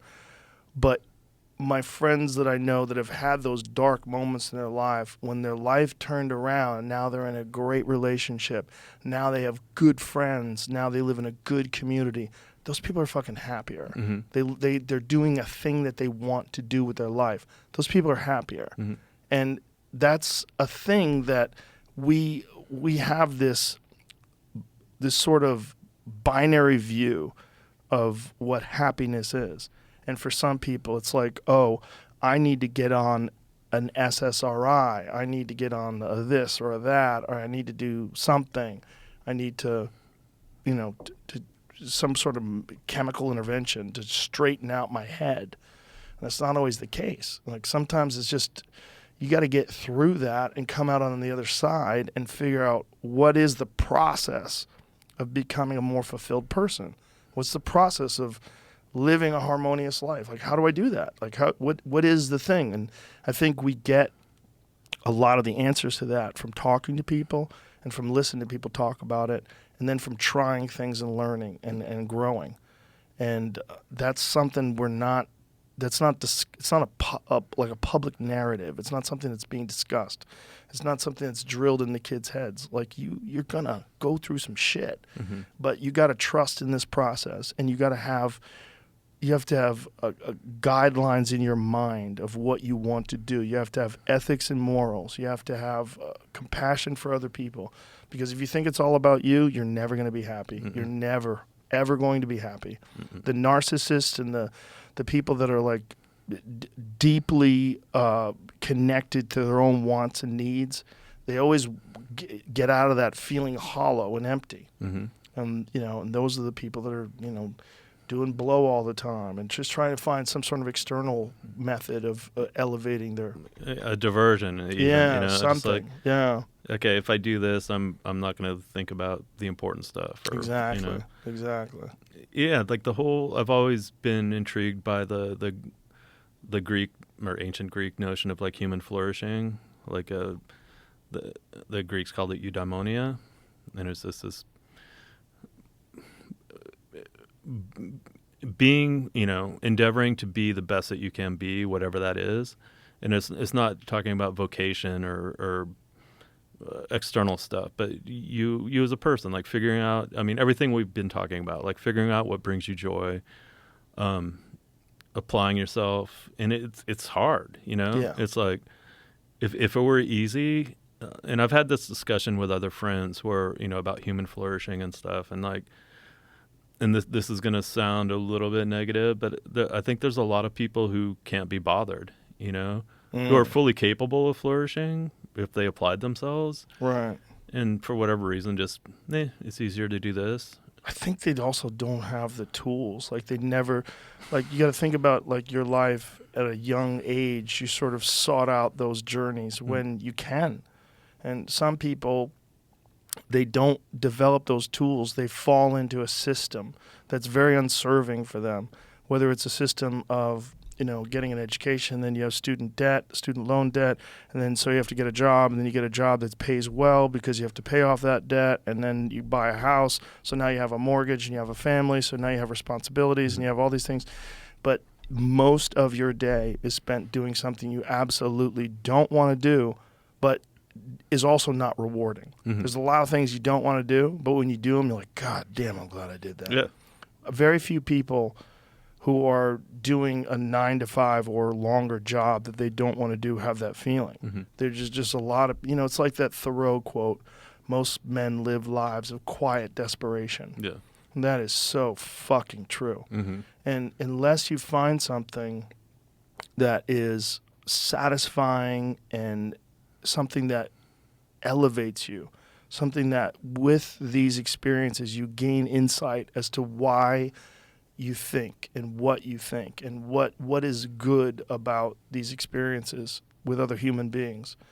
And if you don't, you just become this fever-minded capitalist where you just are constantly chasing numbers because it's rewarded by society, that external validation that you get from driving a Mercedes, that thing that you get from having a nice house where people drive by and go, look at that guy's house. Yeah, Like someone you don't even know. Yeah. Like that's important to you, what that person thinks. Yeah. Sure. Yeah. I mean, that's what a lot of people like, right? They like to wear jewelry and look flashy, so when they show up, everybody goes, wow, look at him, look at her, look at them. Wow, they got the thing. They got those sneakers that I can't buy. They got that watch that I can't wear. Look at those glasses. Those are expensive. Like we live in this bizarre society where that is rewarded or at least highlighted so often in so many people's lives. Like that's what you're seeing. It's like how they sell things in billboards and on commercials. And, we don't realize that it's not going to bring you the joy that you're looking for. Or you get that short-term fix, but it evaporates instantly, and it's like You're constantly chasing the dragon. Yeah. Well, that's the thing. It's like I was reading about this Russian oligarch that they confiscated his yachts. And he's got this one yacht that's fucking insane. They confiscated it. Now that he's got this second yacht that's just as preposterous, maybe even more so, that operates on massive batteries, so it can literally drive as silent as a Tesla. And it's fucking hundreds of feet long, and like that's that world that you get into, like of constantly keeping up with the Joneses and all the other people. It's like it never ends. It never ends. You get to the highest levels of it all, and it never ends. It's a series of false summits. It's like, I've arrived. Oh, wait a minute. No, I haven't. Yeah. That's a great way to put it. A series of false summits. It's all illusions. It's all mirage. Yeah. And then one day he's dead. And that's it. And then all the people around him are like, that guy was a fucking asshole.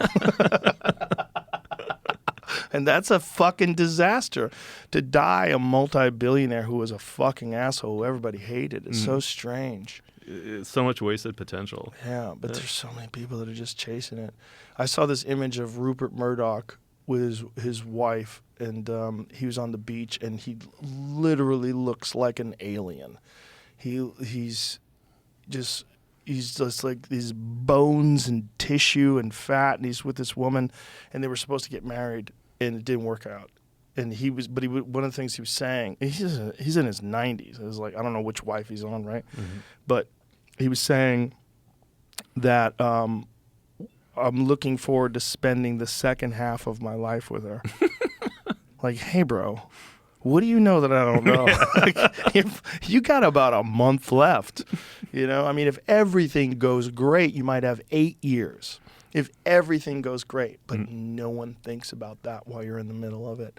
All you're thinking about is, you know, keeping that fucking game going, that thing that's gotten you all those accolades, that thing that's gotten you all that respect. And it's just numbers, just the cranking out dopamine numbers. hits. Like, it's like checking your social media forever to the end of time. Like checking the likes on your fucking Instagram post to the end of time. It's like it's empty. And that's the path that so many people are on. You know, I just don't understand it. I'll never understand it, but I get it. You know, I get how you could get sucked into that path. yeah, I totally understand the mechanism. Yeah.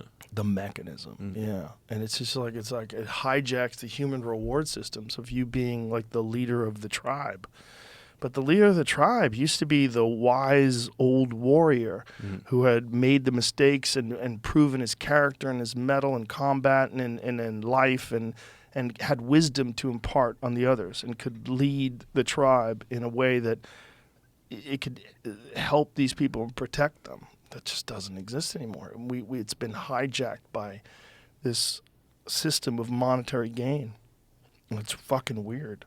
And obviously it's very easy for me to say. As someone who gets external validation and someone who makes money, it's easy for me to say. Because I've sort of removed myself from the hunger of that in a way. So I can go, oh, okay, I see what this is. Even though I've never been very motivated by money, I've certainly pursued it. But it's also not been anything that meant the most to me. Money's freedom. Yeah, that's the way I look at it. Yes. It's like it opens options. Yes. But like money for the sake of money, like forget it. It can allow you to pursue things that make you happy. Yeah. But you have to know what it is, and it's not being taught. You know, like think about the things that are being taught. I mean, perhaps they teach it a little bit in philosophy. But most of the time, if you're trying to get an education, you try to get an education to get a job. I mean, that's the way it's geared towards now. Yeah. It's not like the ancient Greeks where education was like, here's how you live a good and virtuous life. Yeah. You know? But the people that I've talked to that are the most boring are the ones that are just pursuing money. The people that I've talked to that are most fascinating are the ones that are trying to figure it out, and they've accumulated a lot of lessons and a lot of information, and they can talk about things, and I can get something out of that conversation. Like I can go, oh, I see how this guy thinks. Oh, I see how he got there. Life's so profoundly weird, but it's just so cool. It's very cool. You know? Yeah. Or it sucks, depending on where you are and Yeah. what you're stuck in. You know, and some of it is beyond your control. Some of it is determinism. Some of it is your environment. Some of it is a shitty roll of the dice and you're working in a cobalt mine in the Congo. And there's a lot of that to it. And some people, they transcend that. They figure their way out of that. And it's the hardest journey. Yeah, it's like the money thing. Like there's been a couple occasions where like I've had people reach out to me, I don't know, 20 years ago, like a friend of mine from the music days was like, hey, there's this Nirvana record that came out. It's like a collection of B-sides and bits and pieces that I guess the label put out to make some money. And they're like, hey, you play on a couple of songs. You're probably owed some money. And I'm like, I started thinking about it, and I'm like, like hire an attorney, like what? Sue the label, sue the band, and like, no. Right. Like, it's for money that I'm sure is not life changing. And even if it was, the process just made me so tired that it was like. and then more recently, something similar happened with Soundgarden. Like someone close to the band said, "Hey, there's these Soundgarden box sets that are out, and you play on a couple of the songs. Like, you're probably owed some money." And the same thing is like, no, I'm not even gonna start down that path. Yeah, because even like, if it did make you money, it would probably rob you of some happiness. Oh, just let it go. It's like, you know, it's like, I mean, I guess it kind of sucks that like whoever, like the bean counters at the label are like, fuck that guy, you know. But okay, Yeah. you know, that's fine. I'll be all right. You got something from that no matter what. You can't put it in, it's a bank account, but it's what you got from that is invaluable. It's like you were there. You have that. It changed you as a person. Yeah, it's like that experience. Yeah, it's a. I mean, at this point, it's not a huge component of who I am, but it was definitely necessary steps on this journey, and I'm glad. I'm so glad things turned out the way they did. You know, like I never look back and go, I wish, I was this like rich rock guy, and on so many levels, I'm glad that I didn't. A lot of those guys are miserable. Oh yeah, yeah. I know a few. I know a few too. Yeah, yeah. That's the saddest thing in the world. Mhm. Is when you meet a miserable success. Mhm. Even rock stars, even Yeah. someone who's an artist, right? And for so many of them, they're only happy when they're on top, and it's not even necessarily happy. It's like euphoria. Mm-hmm. There's like a thing about it, like, oh my God, I'm the fucking man. Look at me. I got the long hair and the fucking guitar, and everybody loves me. And it's just, it's almost a trap. It's almost like a gilded cage that you're a part of. And you're like, look at me. Yeah. It would be cool to have that financial security, and then do something totally different. Right. Yeah. It's also a trap in, the trap of fame. It's like it's hard to know people. It's hard to get to know people because everybody's approaching you in a very alien way. I mean, that was when I was young, and obviously not on that huge level, but that was kind of when I got fired from Soundgarden. That was kind of part of the crisis where I was like, it was easy to put on the identity of like being the bass player for Soundgarden, right? And like I was like the de facto cool guy. Sure. And if you have a conversation with someone at dinner, what do? I'm the bass player for Soundgarden. Or like women would show interest, Yeah. and I, especially being like a painfully shy young man, that was awesome, But then it was like when I did have that taken away, and it did knock me for a loop for a bit, but it also helped me recognize like, oh, I should just focus on Jason, the dude, not Jason, the bass player for Soundgarden. Right. And that was kind of the slap in the face that kind of brought me around. But you had to go through that. Yeah. Yeah. But that's the thing about going through something that sucks. Like when you get on the other end of it and you achieve equilibrium, you go, okay, it was actually probably good for me. I wholeheartedly believe I came out the other end better on every level. And like I'm happier now at 55 than I've ever been in my entire life. And each year gets better, That's success. Yeah. So yeah, exactly. That's the way I look at it. Yeah. Why did you want to do this? Do what? This podcast. I'm going to be honest. To give my R2AK site some oxygen. The Race to Alaska. Oh, okay. But also, I'm a fan. I think the first podcast I listened to you was the one you did with James from Metallica. Oh, that was great. The beekeeping? Yeah. Oh, so cool. Yeah, he's very cool. He's an interesting guy. Yeah, I knew him a little bit back in the day, but yeah, the beekeeping stuff was fascinating. Yeah, I got connected to him through my friend Jim Brewer. Jim Brewer, who's a long time, he's been my friend for like 30 years. The comedian. Yeah. He opens for Metallica. Okay. Which is hilarious because he's a giant Metallica fan, and he doesn't need to do that. And I think they just offered it to him because they're friends with him, and like he decided that'd be a fun thing to do. And since he's such a Metallica fan, he speaks to those people. It's not like just a regular comedian opening for a band they're not interested in and the crowd doesn't engage.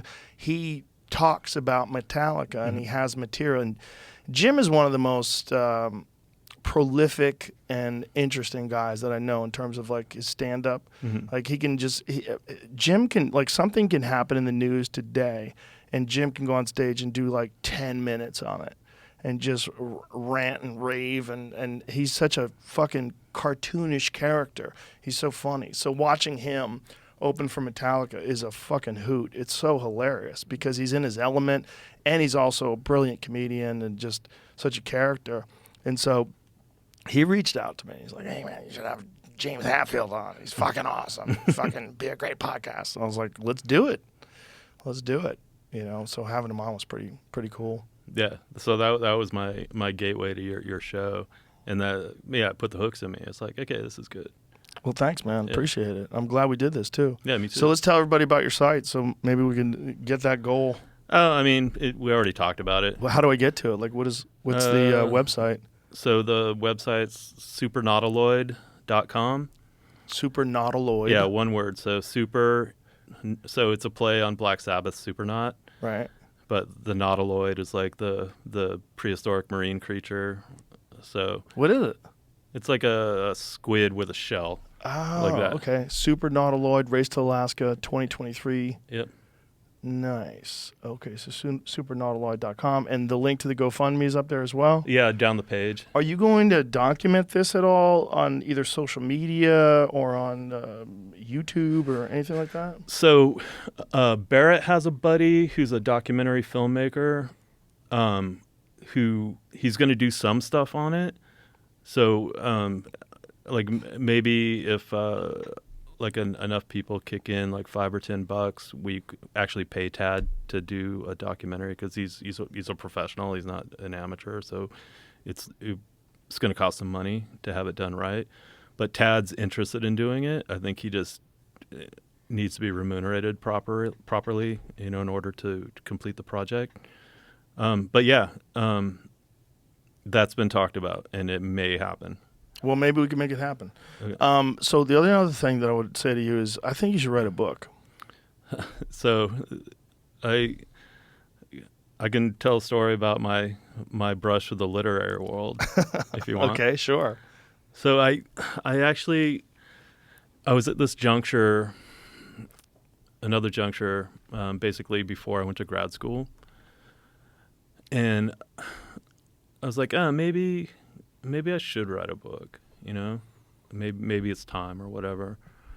And actually I got an agent, and I wrote a book proposal. Actually wrote the proposal when I was in Buenos Aires.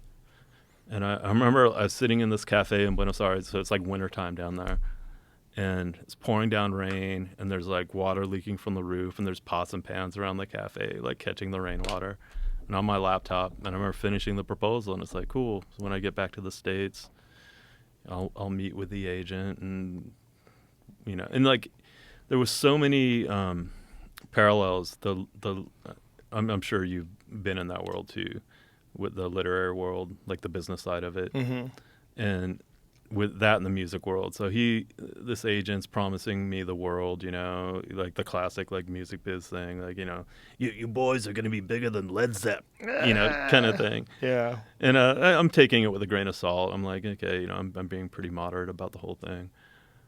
So I finished the proposal, and I thought it was decent, gave it to him, and then got another meeting with him and some other dude.